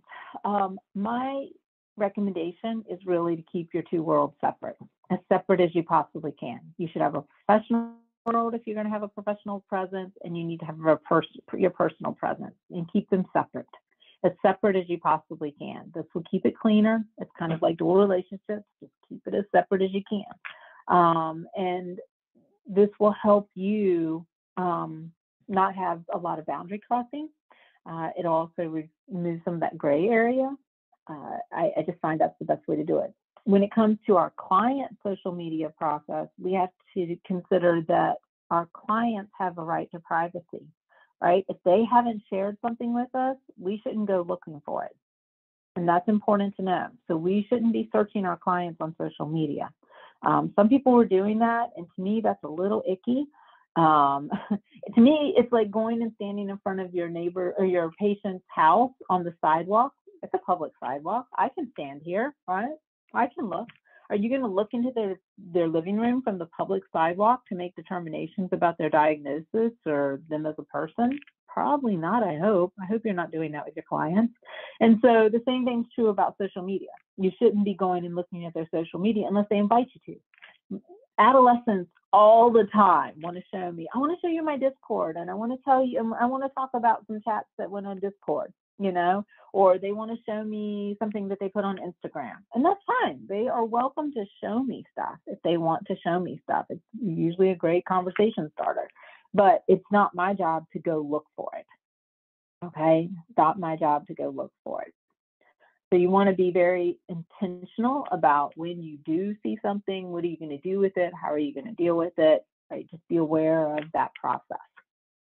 And, if there's an emergency and you're trying to find a client or something and you need to go online to find them, that's different. That's, doing no harm. That's trying to protect your client. So that makes total sense, right? That you're going to use your resources to help your client when that's needed. Does anybody have any questions about this part right here about when and how you would look up a client on social media? Okay. Then I wanted to point out. I do actually. Go ahead. So I was wondering, I see a lot of therapists that have a social media presence and they cover issues that they're thinking about. Like on TikTok, there's an entire therapist talk. How do you think about being ethical in that realm? Yeah, I think that's totally ethical as long as you manage it, right? And you want to always have a disclosure on there that that you're not providing medical services or medical support, that you're just, sharing your opinion or advice or, something like that. You want to have a caveat that you're not providing therapy. And I would cut off any type of discussion.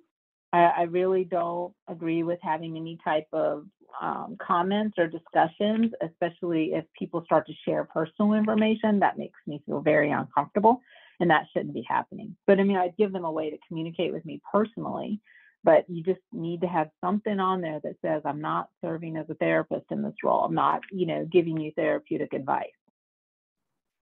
Makes sense. Mm-hmm. Okay. All right, and I wanted to show you all this private policy. You have it in your documents. This is Keely Combs, and she's given permission to share this publicly. So this is her private practice social media policy, and so she has written out kind of a ton of things about this, and it's a great start if you want to use it. She's given everybody permission to use it as a template, so it is available to you if you want to use it. It's pretty comprehensive. Even though this one, I think Keely wrote this like in 2009, if I remember right, it's still pretty current. It's still pretty relevant. So you might need to add a few things to it, but it's a really good start to help you get going on that. Okay, so having a social media policy, having that present, if you have a website, you would want to have that on there so that people would know what your social media policy is. Okay. Any questions? This other one that I have here is just kind of a fun one. So it is let's see if it comes up. I don't know if it's going to come up. I don't know where it went. Go here. Well, I'm not sure where it went. I think it's down there in your download on the screen at the bottom. Oh, my Zoom is covering it. That's why. Thank you. It was hiding behind Zoom. Is that Shara? Thank you. All right. So here it's an Excel spreadsheet, and you fill in your information here, and it will search all of these sites to see what your social presence is, I actually search myself. I know it sounds a little weird, but I actually search myself every quarter to see what's available, like what do people see about me, which is a lot, unfortunately. But, I search myself and a lot comes up, but I kind of scan through like a few pages of it just to see if there's anything that I don't know about or that I don't want on there. And I did have that happen once. Somebody who was a massage therapist had associated herself with my site, and I didn't know that. And she had insinuated on her site that I was recommending her as a massage therapist, which I was not. And so, I mean, it was, I'm sure she was a fine massage therapist, but she certainly didn't have my permission to use my name on her website as a referral. So that was something that you want to check. You want to make sure your name's being used appropriately and that it's, things that you know about and you are here. And you want to see what clients are seeing about you. Right? What do your clients see? What's the first thing that they see about you? So this website is a fun way to kind of search that and to explore it and see how are you showing up in social media. Okay. Then let's see. When you are on social media, you need to have your disclosure posted. You also need to have the board's website and contact information available so people can file a complaint or check your credentials. Okay, so you could say, want to verify my credentials? Here's how, and you have the information for the board, things like that. Okay, that should be on your website if you have a website or a public presence. So you want to do that. Again, I would turn off following, I would turn off liking, I would turn off all those features because you don't want people to inadvertently give up their confidentiality. For counselors, we are not supposed to get testimonials from our clients. And I need to say that loud and clear because I see that done all the time in public media and social media, and it drives me crazy. But we are not supposed to have testimonials. You can get testimonials from colleagues, right? But you should never have testimonials from clients. And I see psychologists in particular doing that on a regular basis, and it just gives me a very icky feeling because it's, violating confidentiality. So just be cautious of that. Okay. Next up is use of technology. Now, this doesn't mean that every time new technology comes out, you run out and get it. Okay, to me, that's like if I had an in-person office and every time a new building was built in my town, I'm going to go move into that building, right? Your clients are going to get a little tired of that. They're going to get a little tired of running to the new office. So what we want to do is have a system, a schedule for when we are looking at that. I think every 18 months to 2 years is a really good plan to evaluate your technology. I've been using Zoom now for about 6 years, and it's doing just fine for me. I don't need anything else. I'm happy with it. Okay. But I check it out. I make sure it stays HIPAA compliant. I check out the concerns. I can check some of the blogs and see what other people have pointed out as concerns and issues. And then I can weigh it out and I can decide, is this the best technology for me to be using or not? Why or why not? Same thing's true with my EHR, my electronic health records. Every 2 years, I take a step back, I look at it, I go through some of Rob's reviews, and I decide, is Simple Practice still the best tool for me? And so far it has been, and I'm happy with it. So I stay with that one, right? But it doesn't mean it's the only one. Therapy notes some people love. So like maybe you want to use that, or counsel or something like that. But look and see what it is. But just know, when you change technologies, it's not only hard for you, it can also be hard for the client, right? If you switch EHRs, they may have to re-enter all their information if you can't figure out a way to transfer over that information. So it's, you just got to think about the logistics of it and the weight of the transition, what that's going to be like for your client, okay? Because they have to learn how to navigate it again too. So with technology, you do want to make sure it's encrypted. You can get away with 128-bit AIS or AES encryption, but I really recommend 256 encryption. So if you buy a modem, if you buy any type of software, you want it to, or any equipment, you want to make sure, ideally, it has 256-bit encryption, AES encryption. There's other types of encryption, but that's the one that's recommended through the National Institute of Standards for Technology, NIST. So you want to make sure that your stuff is encrypted. You can go way high. I mean, there's like military grade encryption that's crazy high, but you don't need that, right? You, especially as a private practice or a small agency, you don't need that type of encryption. 256 is good. 128 is minimal, but again, I'd recommend 256 at least.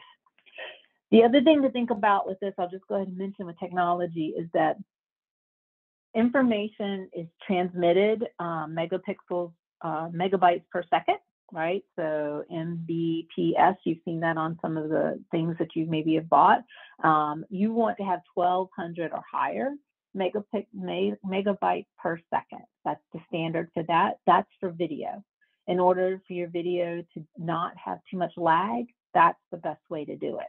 One of the other ways that I reduce lag in my Zoom calls is I actually use my iPhone for the audio. So I switch to phone audio, and I use this for audio, and I use this for video. That way my computer is focused on the video, and I'm getting all of that bandwidth through the video, right? And my cell phone's dealing with the audio, and it helps with the lag. It helps with, and if my video goes down, which is more likely to go down than my phone, though that was not the case on Thursday, then you will have a backup plan, right? You have one or the other. You don't lose both. So just a tip on that. But don't just run out to get the newest, greatest thing, right? You want to be intentional, and you want to have a plan for how you're doing that. Now, if something goes out of compliance with HIPAA, you're going to have to change. You have to have a backup plan. You have to have something else that you can use. And things do go. I mean, sometimes when Google makes an update, it makes other things out of compliance.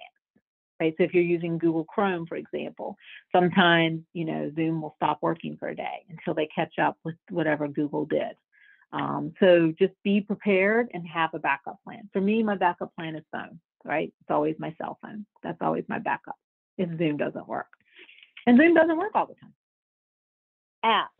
I want to talk about apps because apps are not currently regulated by the federal government. Anybody can create an app, anybody can put out an app, anybody can do what they want to with the information they collect on an app.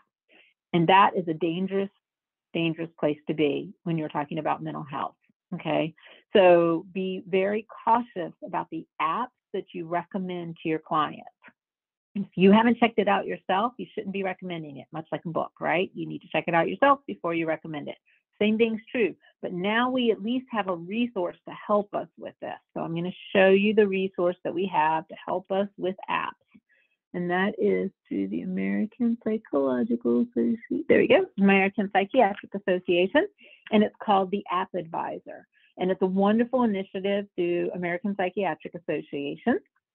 And so they have, why are they rating apps? What's the model, sample evaluations, and their expert panel.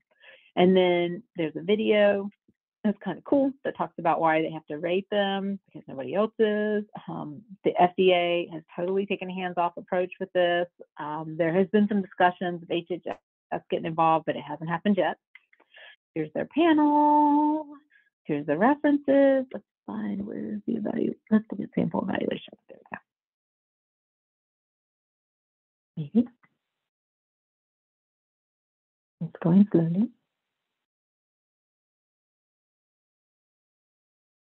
Maybe. It's trying. Okay, there we go. Here's sample. And here's another video that talks about how they did it. And then here they have all these ones that they have reviewed already. Okay. So I was trying to see. Oh, I thought they used to have Calm up here. I used to use Calm. Okay, so let's look at Muse. So we'll read the view for Muse. So here's when it was last evaluated. Important to note, right? Tells you about the process, tells you about access, privacy, clinical foundation, usability, and therapeutic goal. Shows you who owns it, who it's good for. This app has been updated in the last 180 days. You can see, yes, at APA discourages users from divulging PHI and states, right? So it explains all of that. Here's the clinical foundation. Here's the usability. Here is the therapeutic goals. You don't own the data, so you don't have control over it. So that gives you an opportunity. Like if you read this about an app, right, you'd be able to educate your client about it. Like, hey, I'm recommending this app, but please know you don't want to share any personal health information, any protected information. This is just something for you to use for meditation so you can receive information, but limit the amount of information you give on this app. That makes sense? So you can use the App Advisor to help you. I hope they keep doing the App Advisor because it's a really great initiative. So I know that it takes a long time to do this process, but it's great. It's a great resource. So tap into that.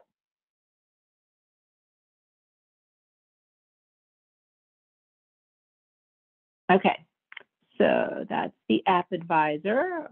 Go out there and play with that. It'll be fun. Here's some other great resources. This is the Telebehavioral Health Institute. This is run by Marlene Mayhew, psychologist, and has some good resources on there. I always get Marlene's newsletter. She also, her and her group just wrote a book a couple of years ago about telehealth and how to engage in telehealth that's available. But good resources. They have some good trainings, and Marlene will often offer at least one free training every month that you can go to. Usually it's during a lunch hour, so that's kind of convenient. Then there's Tame Your Practice. That's Rob Reinhardt's group. Person-Centered Tech, like I said, is run by partners of Roy Huggins. And then Behavioral Health Innovations. I'm not sure how active he is right now, but that's another option as well. Here's a sampling, not an endorsement, for different things. If you're looking for encrypted email, I really recommend Outlook. Outlook is a great resource. It's cheap. You can get Microsoft Office very cheap, and then you get a lot of different resources like Forms and OneDrive and even Teams if you want to use Teams. Those things are all secure and all meet HIPAA compliant. So everything in Office 365 is HIPAA compliant. So as long as you're using an appropriate network, not using a public network, you're using a private internet access, then it's HIPAA compliant. So that's a good one. But if you want to also get additional security, Hushmail is a great encrypted email to use, but it does the same thing, and you kind of, with Outlook, you get more for your money, right? More bang for your buck. Video conferencing, DoxyMe, super popular in the telehealth world. DoxyMe is a great resource and a good way to do, especially if you're just going to do a few sessions, a good way to get connect with your clients, and you can set up a waiting room. You can choose the music. You can, it's kind of cool. Zoom and VC are very similar. You can use either one of those, and then Teams on Microsoft Office, all good. Sometimes people ask about Skype, which is not as prominent anymore because Teams has really taken over what Skype used to do. But Skype in the old format is really not secure. It uses technology that literally bounces your message from computer to computer, so would not recommend using Skype. Skype Business is secure if the other person is also using Skype Business. But again, they're phasing out Skype and Teams is taking over. So I don't think we're going to be talking about Skype for too much longer. Here's some example of client portals. These are kind of interesting. Empathy is and I'm just giving these examples. So it's now known as Array Behavioral Care. It used to be known as Empathy. It's like a nationwide psychiatric practice that's online that has providers from counselors, social workers, LMFTs, all over the place. So it like has a whole group of people that are there, and it's kind of cool to see how they set that up. Counsel is an example of EHR, electronic health record. Simple Practice, another health record. And then there's TalConnect, which is being used in a lot of colleges now, a lot of college centers. TalConnect is a way to supplement some people are using TalConnect as the counseling, and then some people are using it to supplement. So what TalConnect does is they have educational material built in about anxiety, depression, mindfulness, all sorts of things. And then the counselor can assign modules to the client to do on their own. So they can do it on their phone, they can do it on a computer, they can do it anytime they want. And then the counselor, if they use the real model for TalConnect, is they check in with the client like for 10 to 15 minutes, 2 to 3 times a week. Instead of having a 50-minute session or a 45-minute session, they do these little check-ins through the week and talk about what the client's covered in the modules. So the client's doing a lot of asynchronous work and the counselor's doing a lot of synchronous. Of course, our insurance models don't support this yet, so it's not something that can be easily reimbursed for, but a lot of colleges like it and a lot of college students like it because it gives them the ability to work on their own stuff and then just touch base with a counselor. That's actually a very popular model in Europe and Australia right now. They're using this model a lot more than we are yet here in the States. So websites, therapy sites, if you are a member of ACA, you can get a discount for therapy sites to get your website set up. They have wonderful little templates. They make it so easy to build a website. It's like super easy. Anybody can do it. It's very easy. So therapy sites is highly recommended for your website. And then Psychology Today is a great resource for marketing. So you set up your profile on Psychology Today, you can set up a video, you can tell about yourself, you can put what type of clients you want, and then they can find you. I mean, Psychology Today is probably one of the primary ways. I would say the 2 ways that clients tend to find people now are Psychology Today and their medical professional. So their PCP, right? Those are the 2 primary places that I often get referrals. Insurance, let's see, 3, insurance company. So their provider list, the insurance company, PCP, or Psychology Today. Of course, word of mouth is also very big. But Psychology Today, for me, when I was using it, I don't use it now because I would have a contract with the company and provide direct services. But when I was using Psychology Today, it paid for itself the first few days of every single month. Like, I got that many referrals from it. It was incredible. I would say if you do Psychology Today, though, make sure you do a video. That makes a huge difference in the amount of return that you get on it, okay? Like I said, Office 365 is a big deal. It's got a lot of great tools in it that you can use. And then ultimate question, what do you ask? Will the company sign a BAA with you? If they will not sign a business associate agreement with you, run. Don't use them, okay? If they say, what's a BAA? They don't know, and you shouldn't be doing business with them, okay? So just run and find somebody else because you need to be working with people who understand the work you do and the need that you have to protect your client's confidentiality. Any questions about technology or any of the resources I've shared with you about how to find technology, where to go for it?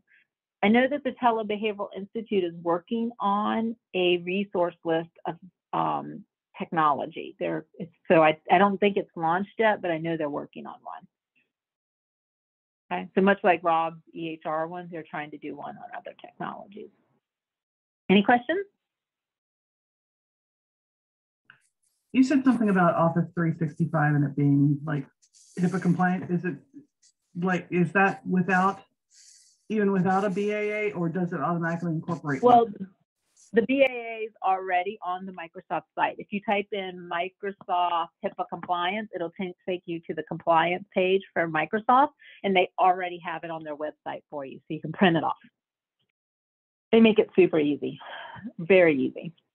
Yeah, and I recommend the Office 365 subscription because then it's staying in compliance, right? And it's really cheap. I mean, a lot of times it's like, I think it's like $16 a month for an individual account. It's like, of all the options, it's the more affordable one. Okay. All right, let's go into professionalism.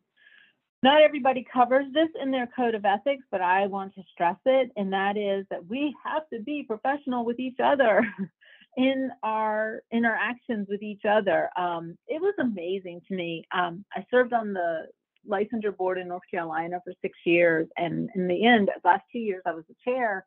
And from the time I started on the board to the time I ended on the board, it went from dual relationships being the primary complaint to social media being the primary complaint, just in 6 years. And one of the last cases I worked was a licensed clinical social worker the complaint was filed by an LPC, a licensed professional counselor. That's what we used to be called in North Carolina, licensed professional counselor, and they filed a complaint against an LCSW. The problem was the LPC board didn't regulate the LCSW, right? The LCSW board regulates the LCSW.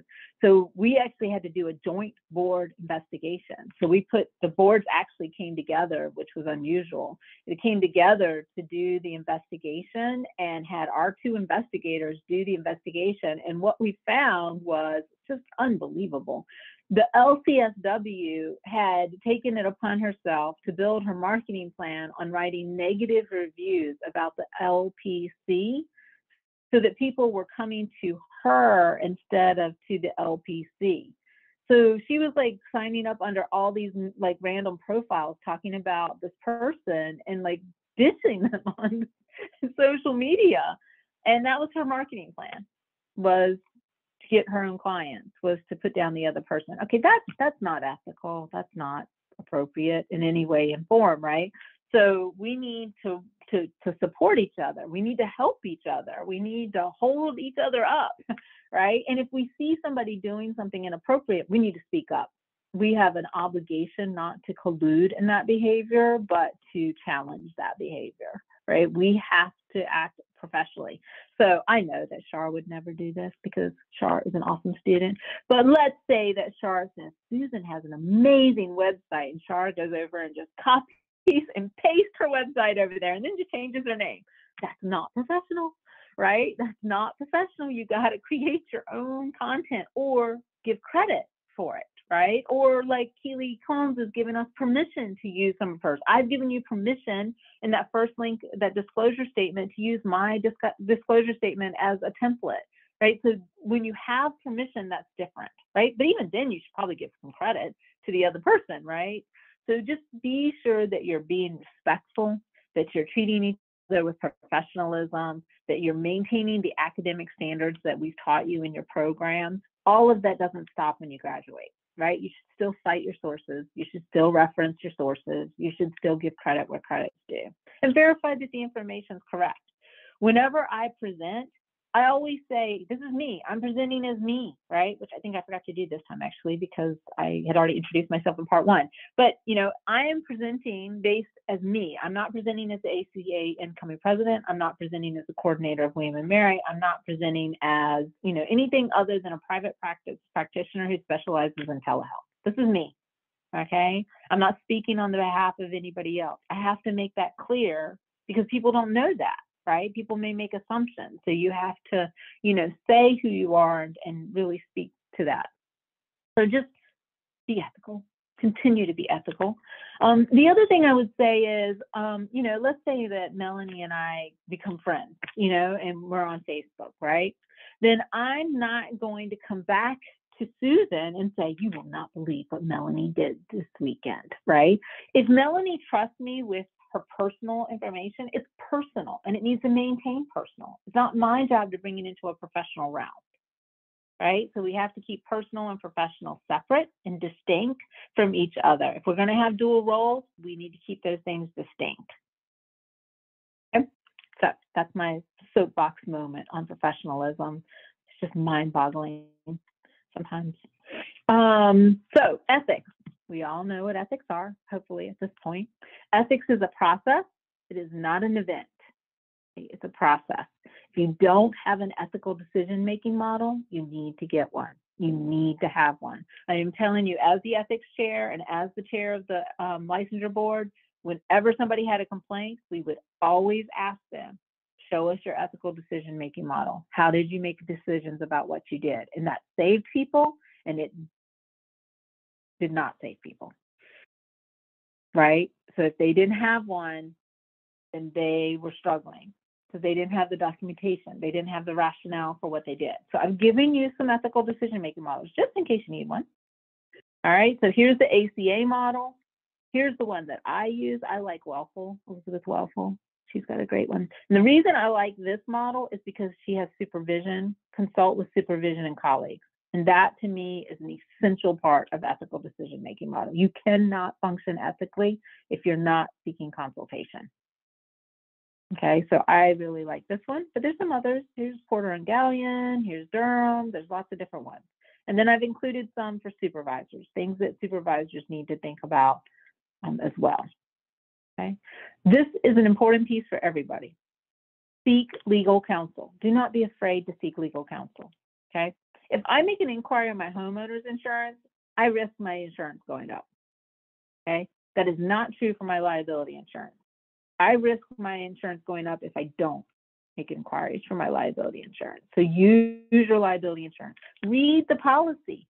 Know what you have access to. A lot of liability insurances include a lot of great resources. Some of them have like online modules you can complete for continuing ed. Others have, free, almost all of, I don't know of one that doesn't have free access to, attorneys to get advice. They have advice lines. Use those resources. In addition to that, I actually have an attorney on retainer who has been on retainer with me for almost 20 years. And I can call Martin at any time I want and say, I need a consult. And he will call me back and we will do a consult. We will, I can go in and see him if I want to. I can send him materials to review. He's helped me review contracts. He's done all sorts of work for me over the years. Okay.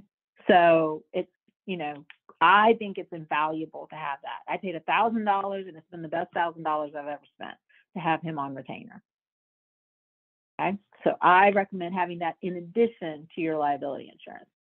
And I use a marriage and family attorney because I deal with a lot with families and marriage and people, right, and stuff. And I find that having a family law, that's what he's called, a family law attorney, has been really helpful because there are attorneys who specialize in mental health. And if you have one in your area, that's great. Totally use that person. But I have found that family law is the closest next bet to the type of attorney that we need, right? Because, Martin has training in corporations, business. He can help me with my business. He can help with that, but he really can help me. Like if I get subpoenaed, he can tell me whether I should respond to the subpoena or not. He's able to do those things.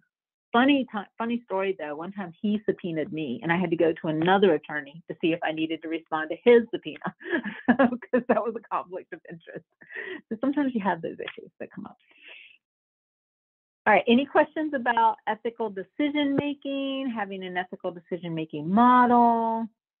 Hopefully we've ingrained that in the graduate programs for you. Dr. Elaine, I give a link to a poster that I find useful. I keep it under my keyboard for whenever I feel like there's something I need to review. I sent it straight to you without so that you could decide if you wanted to post it. Looks like this one. It's from. Oh yeah. It's from that for everybody. I can post it for everybody. Yeah, it's from ACA. I can see that. That's a great resource. Awesome. Thanks, Susan. I'll add that. I'll actually add that to here so we have it in this resource too. Yeah, it seems like something you might like to have, just so people can grab it. Yeah. Okay. I'm going to paste Wonderful. it in here so I can remember. There you go. Thanks. Sure. Awesome. I love new resources. Good. All right. Standard 13. We got 2 more to go. Standard 13, ongoing training, knowledge, and supervision. Some of you already know this, but I block out every Wednesday at lunch to do training. So every Wednesday, I do a webinar, I read articles, I find something to attend, I do something to stay current with telehealth every Wednesday at lunch. That's what I do. All right. Now, that doesn't mean that's all I do, right? Sometimes I go to a webinar. There's the Telehealth Certification Institute often offers webinars on Friday afternoon. So I like to go to a lot of their webinars. So I try to be very intentional about every week I'm doing at least an hour of some sort of training, okay? Something to stay current. This modality moves so fast. It changes so rapidly that you have to stay engaged. If you're going to do telehealth and you want to do it ethically and legally, you have to stay current. So reading newsletters, watching trainings, going and seeing what the resource centers have, all of those things are important. I'm going to show you the resource centers here in just a second because they're amazing. But training and consultation, utmost important. I encourage you to develop a professional development plan if you're planning on doing this type of work. And with that plan, you can begin to, create goals for yourself. Jerry, do you mind going into our presentation for ACA and grabbing that link for that, the credential, I can't even talk, the spreadsheet I have, the checklist, the competencies checklist.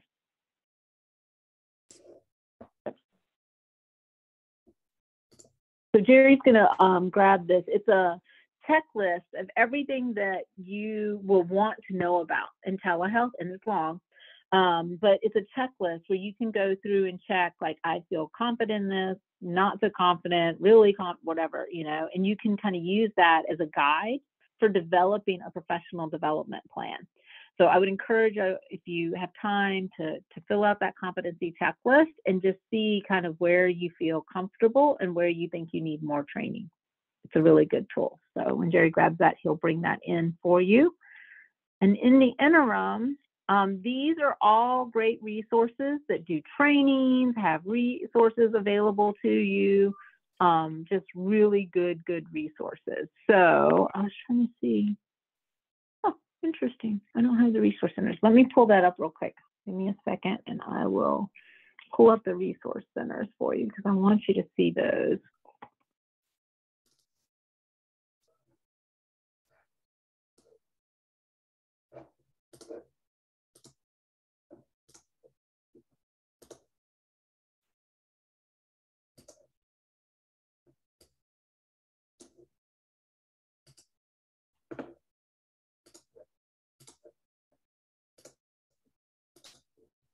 Can't type. Hold on.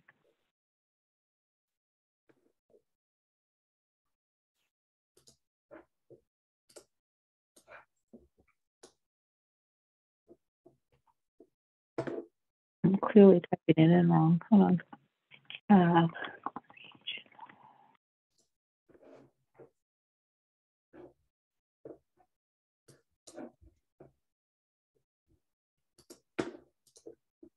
Are you okay if I make it a view only share link or a download share link? Dr. Yeah. Yeah, that's fine.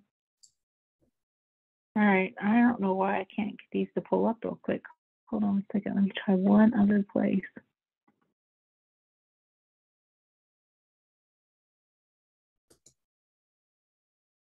There we go.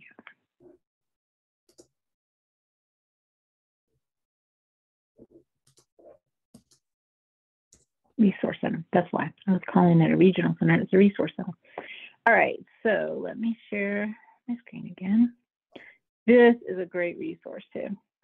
So this is the telehealth technology. Let me see if I can say it.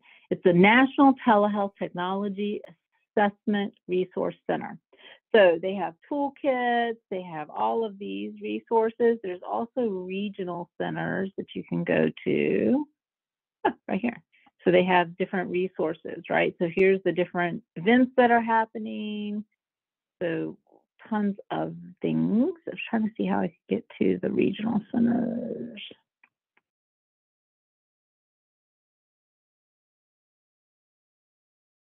Well, I'll take a look at this real quick while we're here. This is the Center for Connected Health Policies that I had mentioned earlier. That's a great resource for, and I do subscribe to their newsletter. So you can get information about telehealth policy. You can find telehealth policy. You can look at it from the federal perspective, the state perspective, by topic. There's so much great information. Oh my goodness, this is just a phenomenal resource. And then the telehealth, they have video learnings here. These are kind of cool. I've used some of these videos before. They have different videos you can look up, lots of different videos, lots and lots and lots of different videos. Some of these are medical focused, but there's others that aren't. But yeah, there's just so much good information here. Another really good resource that we haven't had a chance to talk about is the American Telemedicine Association. ATA, which is a super expensive association, but you can still benefit from them even if you don't pay to join them. But here they have a lot of great information. I have attended some of their things virtually. Their conference is like crazy, ridiculous expensive. So I've never been able to go to their conference, but I have gone to some of their webinars and things like that and have found it incredibly helpful. Okay. So those are a couple of really great resources for you, okay? And then they have additional resources here. Telehealth Basics. Yeah, practice guidelines, which is a ton of practice guidelines on how to do different things. They have tons of those on here that you can get to. More, you can do even more here. Like I said, some of these are telemedicine, but we've really made a shift with ATA because one of the past presidents that was president 2 years ago was a mental health practitioner. And so that was a huge shift because before that, they'd really been medicine focused, but now they're doing more and more that are mental health focused. Okay, so those are some great resources that are available to you all here on this list that can help you learn more and get to know more. Okay, here's some specific supervisory resources if you're doing supervision. And then our last section that we're going to talk about before we do Kahoot and our Q&A is diversity, equity, and inclusion. Super incredibly important. So I wanted to give you, whoops, sorry, just skipped up. Give you some resources for that.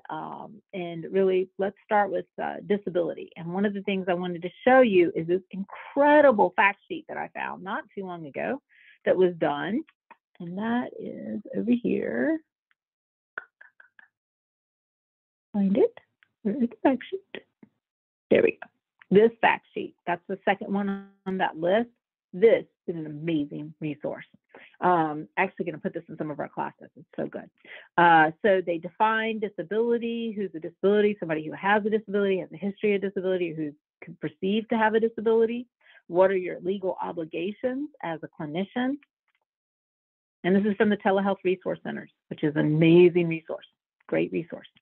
What's the prevalence? And then it gives recommendations for you as a provider.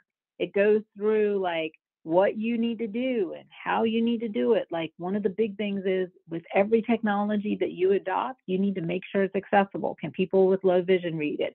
Can people, if there's audio part of it, can people get closed captioning, right? Or communication access real time, translation, which is happening as they go. Some of you who were in the keynote the other day for residency, you saw that CART captioning was happening as the keynote was going on. We had it captioning so that people could see, you know, what was being said. So these are all the recommendations. And then it talks about effective communication, things to consider. And then it goes through actual tips for deaf and hearing loss, blind and low vision, and then physical disabilities and developmental disabilities. One of the best resources I've ever seen. This is great. Love this resource. Very concise, well done, very well done, put together very well. Okay, so that is linked here for you. That's this one right here. And then there's other ones. ADA has a site, Office of Civil Rights has a site, and then here's some YouTube video that's guidance for how to build your practice so that it's accessible. Many of us have ableism in the sense that we don't always have to think about that. It's a privilege if you don't have a disability to just navigate the world without having to think about that, but we have to use our privilege to help make it more accessible to others, right, who may not have that same privilege. So very important. And then multicultural, which is just an incredibly important consideration. I worked at a program once that the dean decided that it was just going to be a wonderful idea to implement telesupervision for all the students so that they didn't have to provide remote classes anymore, and they didn't have to send a supervisor up to those remote classes. This was in Northern Canada. And total absolute disregard for the population's beliefs about being recorded and things like that. And we had to do some pretty significant advocacy as a faculty against that potential policy because it was going to violate people's spiritual beliefs. And that people were going to have to choose between their religious beliefs and their spiritual beliefs and whether they could participate in supervision or not, because they were going to only offer video supervision, which just was inappropriate culturally, right? We have to think about the populations that we're serving and how is this accessible or not accessible.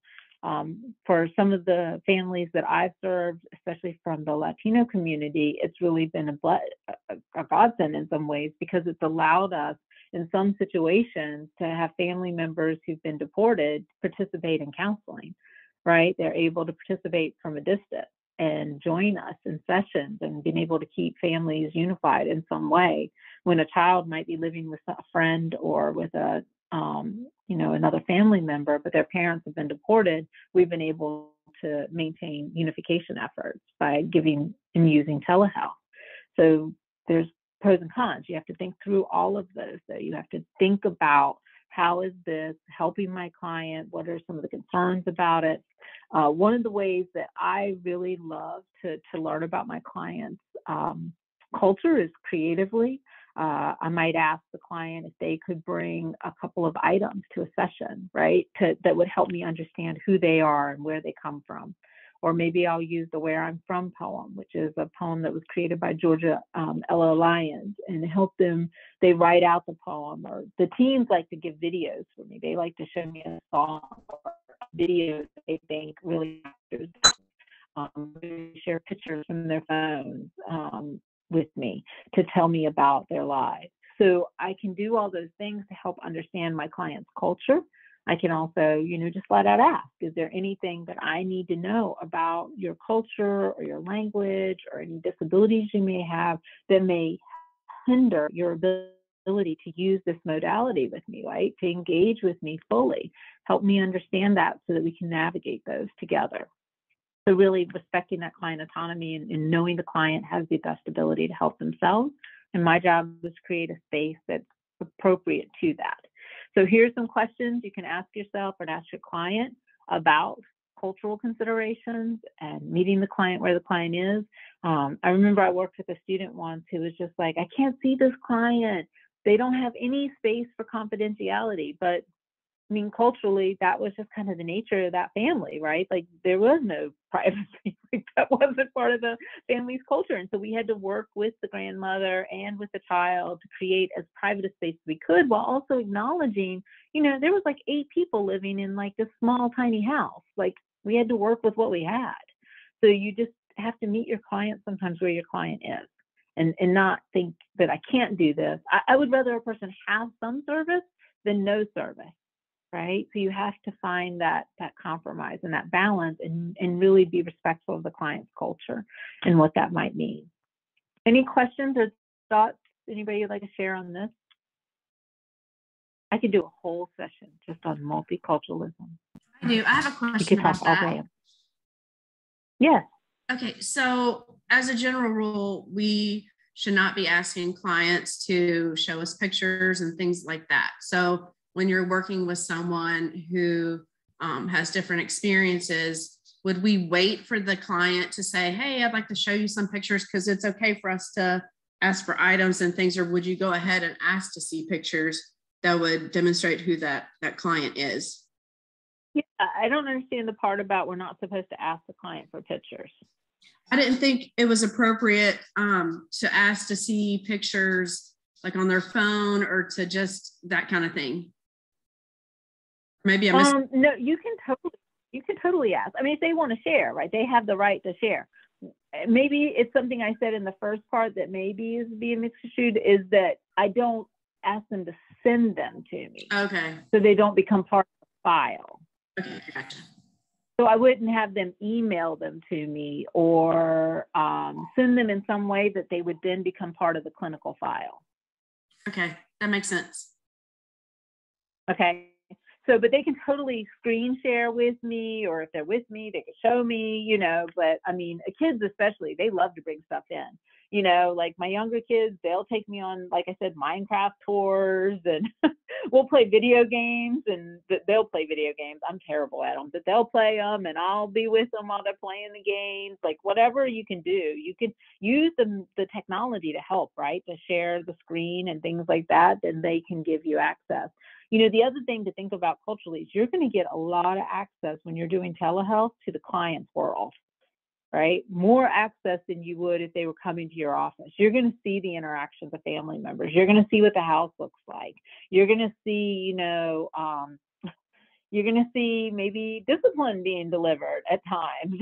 And you have to make calls about that, right? Like and you have to know what the limits of discipline are in your state, right? In North Carolina, you can totally whack a kid and that's not considered child abuse, right? If it doesn't leave a bruise, if it doesn't physically harm them, it's not child abuse. And so you have to, you know the limits of those things, because you may witness some of that while you're in a session with them. But yes, Jenny, you can totally have them share stuff with you. Okay. I use it as an intervention. Okay. Yep. Other questions?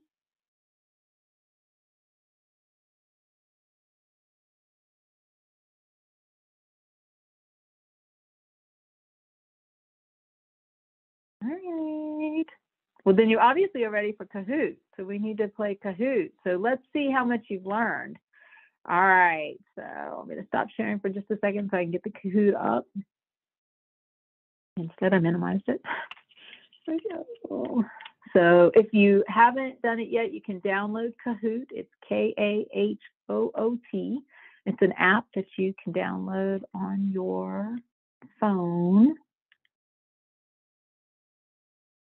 Let me share my screen, and it'll give us a pin, and you can go to this pin and you can put in any name you want as long as it's, you know, publicly appropriate. There's even pictures.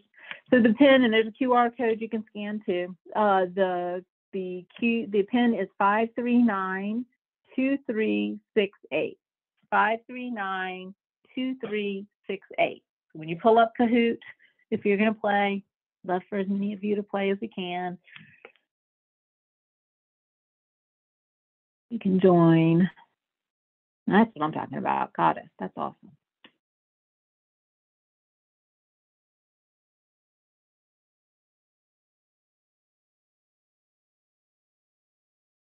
So we'll just give it a minute to get everybody a chance to join.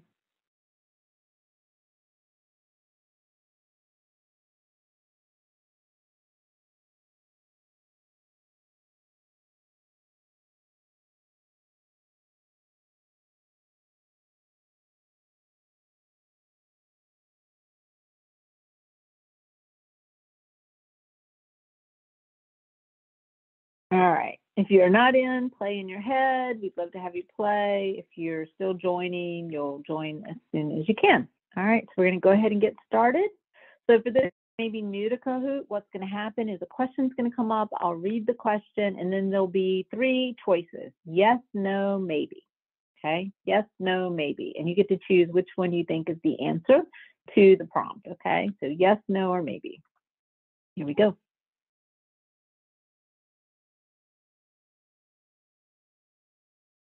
First one, federal laws such as HIPAA may also be ethical obligations.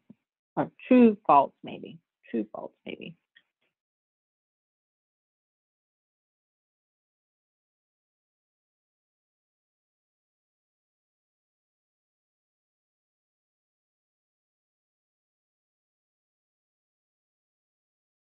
And the answer is true. Good. Almost everybody got it. So for the most part, I don't know of an ethical code that doesn't say this. You need to follow your jurisdiction's laws. So you have to do that. That's an ethical obligation as well as a legal one. Okay. All right. Sasha was quick to answer that one. Next one up. Counselors inform clients about the inherent limits of confidentiality when using technology. True, false, maybe.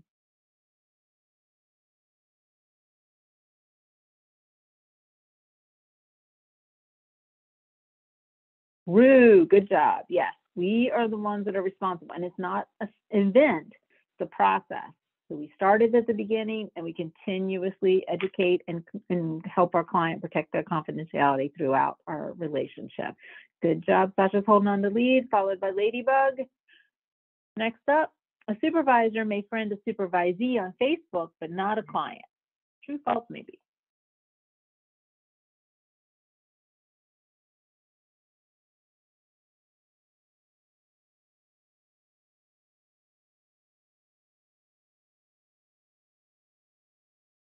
Okay, this one was a little bit more spread out. So you shouldn't be friends with your supervisor. So supervisors shouldn't be friending on Facebook. They may allow you to link with them on LinkedIn. I allow students and supervisees to connect with me on LinkedIn because it's a professional association, right? It's a professional network. So you can send me a LinkedIn request and I'll accept it and you get access to my LinkedIn, group. But Facebook, not so much. So Facebook's more personal, so it should be. And now, if there's some agencies have a Facebook account that you could maybe have difference, right? If you're like connecting with the Facebook account, but I would be cautious about connecting your personal account with a professional Facebook account, right? Maybe set up a professional Facebook account that you can then link to as a counselor and not you as your personal self. Next up, clinicians may be subject to laws and regulations of both the location of the practitioner and the client. True, false, maybe.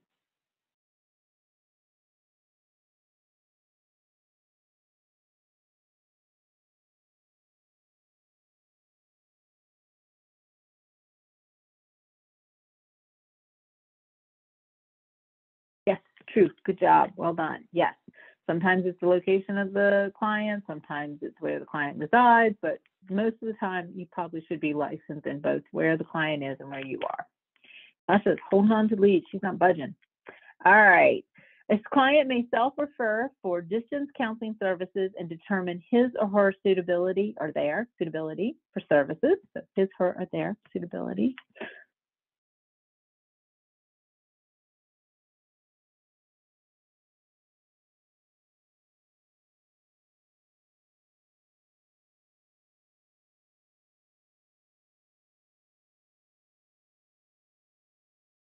Okay, spread out a little bit. So clients can self-refer, but they cannot determine their own suitability for services. The counselor has to do that part, right? The counselor has to go through that appropriate screening and determine if it's a good fit, right? So like I had a client once who she did not have good internet. Her internet was bad. She lived in a trailer, so it was metal box, which inhibited the Wi-Fi. It was just bad.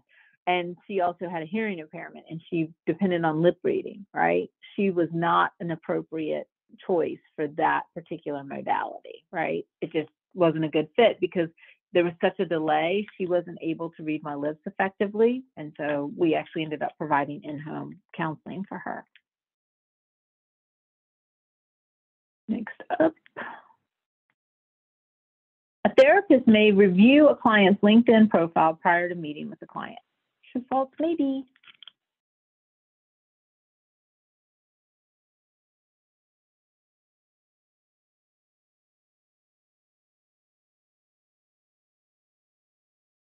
Yes, false, exactly. We shouldn't be checking out our clients' social media without their permission.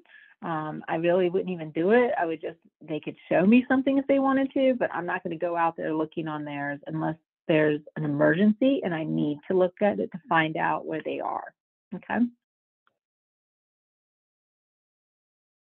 Cell phones are not secure and should be avoided as a means for communicating protected health information.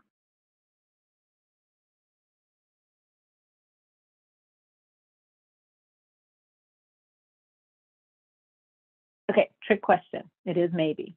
So if your cell phone was made after 2014, it should be secure because of federal regulations. So it should be secure. If you have an iPhone, it is encrypted, and most Samsungs now are too. But you used to have to physically encrypt your phones.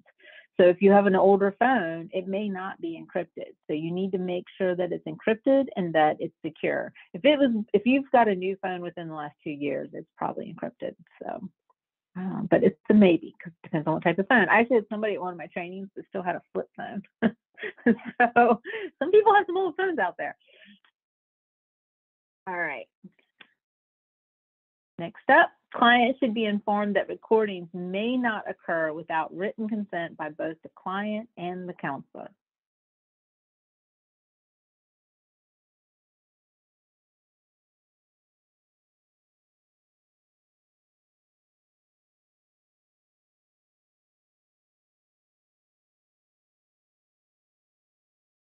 And that is true, but it doesn't prevent your client from recording you. That friend I told you that just defended themselves, that he had recorded their session. He had recorded their session without her knowledge, and she had a sign on her door that said recordings were not allowed in the session, and he still recorded her session. So it doesn't prevent them from recording it. I had a client who shared a part of our session on Facebook as a recording. Fun times. And so that is, they can record you, especially doing telehealth. It's very easy for somebody to record this without you knowing. So you need to talk about that, right? I won't record you without your signed written consent, and I don't expect you to record me without signed written consent, and neither one of us will distribute that without permission, right? So you want to be very clear about that. The other thing is knowing who's in session when you're in session. So my partner in practice, he had a situation where a client kept looking up and over like this, and being kind of doing weird things. And he was like, what are you doing? And she's like, well, my attorney is trying to ask me a question and I don't know what they're saying. Her attorney was on the other side of the computer and he didn't know it. So finding out who's in the room with the person is really important too. All right, Sasha's holding on the lead. TBH and Kate are right behind. Counselors should choose one ethical code and abide by one ethical code exclusively. True, false, maybe.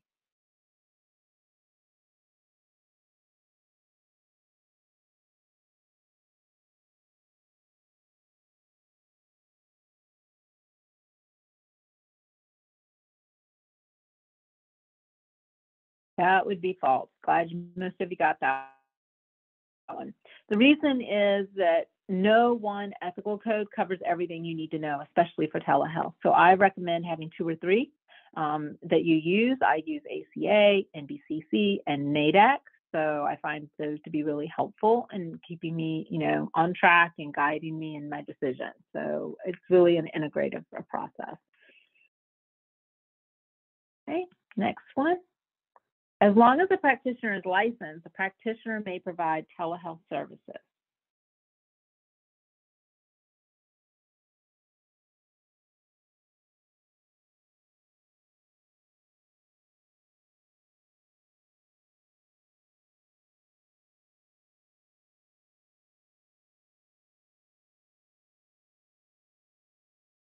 The answer is false, because you remember you also need to have your disclosure statement. You need to disclose things that are specific to telehealth. You need to have, your technology set up. There's so many other things. So being licensed alone doesn't help. And a lot of states are adding requirements that you have a certain amount of training in order to engage in telehealth. So like Georgia, you have to have 6 hours of training. So you want to make sure that you know what the laws are and that you're getting the training you need. This is a 6-hour training if you've attended both Part 1 and Part 2. So for most states, that's going to be your requirement. TBH has taken the lead. Counselors who engage in telehealth services must verify the client's identity at the beginning and throughout services.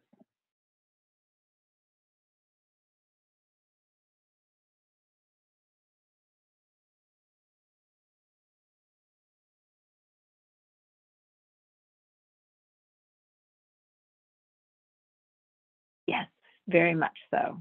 Definitely want to do that, especially when it comes to texting and email and things like that, where you don't see the client. Very, very important. Clinicians may reply to a negative review on Yelp to correct the facts of the review.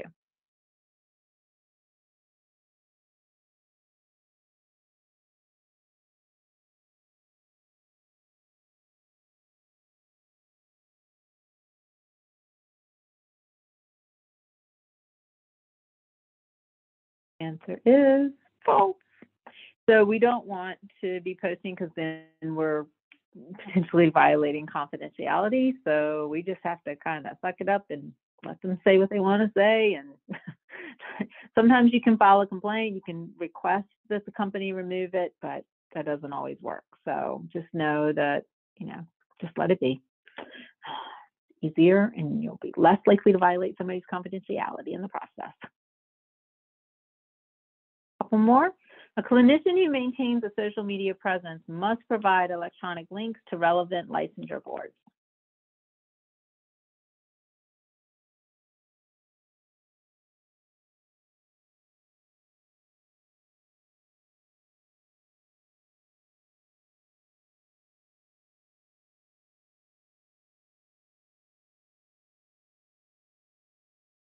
Technically, it depends on which ethics board you follow.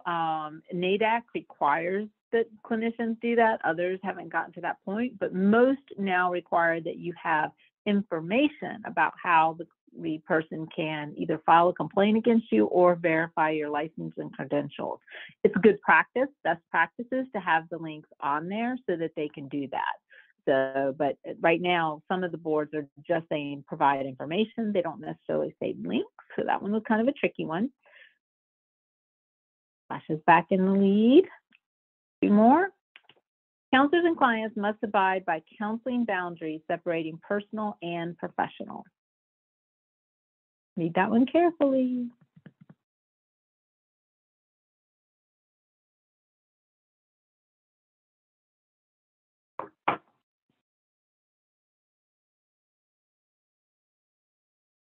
Again, this one was a little bit of a trick question. The counselors do. We don't have control over our clients and what they do, right? So they could try to cross those boundaries, but counselors should not be doing that. So that one's a little bit of a tricky question. I got to throw in a couple of trick questions. But counselors definitely need to do that. Last one, multicultural considerations are far more important for in-person counseling than telehealth.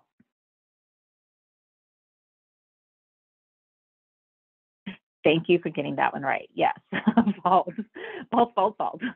So multicultural considerations are important wherever we're working with clients, and disability accessibility is also important wherever we're working with clients. And I like to end with those two because if you're going to remember something, I want you to remember those two pieces. All right, because I think that especially with accessibility and multicultural, they tend to be the one things that we get so caught up in doing it, we forget about those pieces, and they are just as important as anything else that we're doing. And people can't access our services if we're not meeting them where they are. Okay. All right. So who are our winners? Third place is Ladybug.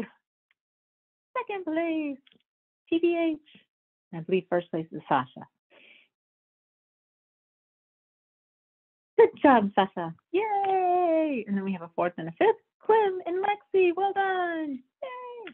All right. So I am going to stop sharing and I'm going to come back on camera and see what questions do you have.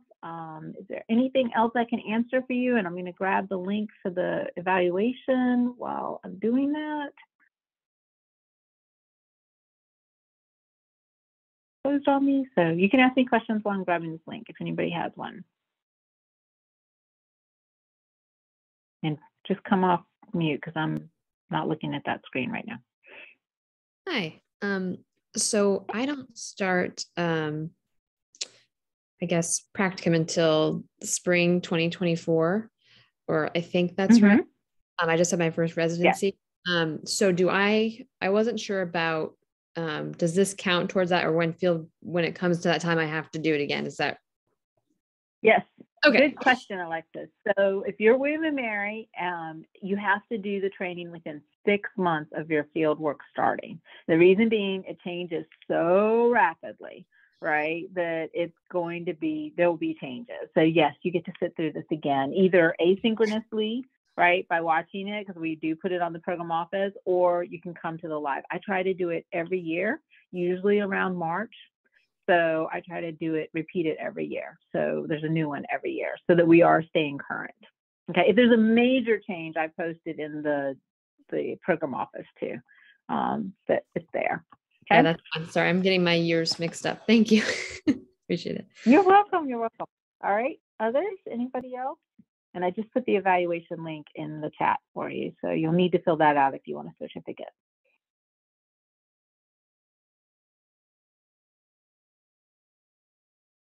Any other? I've answered questions out well. Like, y'all don't have any questions? Like, I'm not. All right, well, then we're going to do some takeaways because y'all know I love takeaways. So just anybody want to share kind of what this experience has been like? I can say something. I took the first one back whenever I started the program, and this one is so much more updated. Like for me, this is great. All the links are super helpful. I'm trying to figure out how to, like, do I start a new bookmark folder? Like, how am I going to keep up with all of these? Every time, join this list, join that, but they're all really, really helpful. And as I'm going through practicum and into internship, I shared a lot of this. Well, I shared it with my supervisor, but I also have talked to her about a lot of the questions that I have about whether we are meeting requirements or what we're using and if it works and if it's, if it's encrypted, if it's this, if it's that, if we should do that. So this has really helped because we do a lot of telehealth. So I thank you for the updates and for everything that is included that we can use as resources. Yeah, good, Susan. Diana? I think for me, first of all, your presentation is amazing. I think it covers so much things and food for thought, really. Having been through lockdown in a school, interpreting for counselors, I wish I had this training prior to that because there were so many things, so many lines that were crossed, unfortunately, because we're all thrown into this. And I find myself being so careful now and just so observant at everything. I mean, this is the second time I've taken this. And it's just, there's so much information, so many details that you have to keep in mind that is so important. So thank you for all the updated information. Yeah, I'm happy to. Yes, thank you. And Sasha?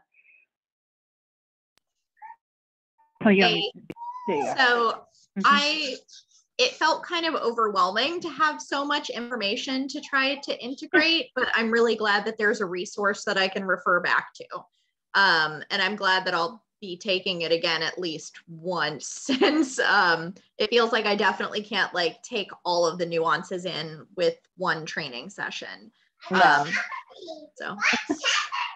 Thanks, Sasha. All right, Tammy?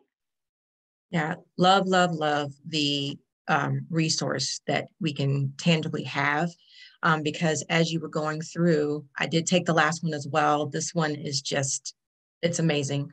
And I was thinking, okay, I was thinking about all these pieces that I want to put together now. That's going to be another whole learning experience in a lot of ways. Yep. So I'm glad that there's something tangible for us to go to. And I really appreciate that you put that together. Good. Glad. And I love keeping it current. I try to keep it really current. I check all the links. And if you find a broken link, let me know because I really try to keep them current. All right, I recognize we're at time. I will stay on if anybody needs anything else, but thank you all for being here. I hope it's been helpful. And for those of you at William & Mary, we will be posting this in the program office as well. Okay, have a wonderful, wonderful day. Thank you. Thank you.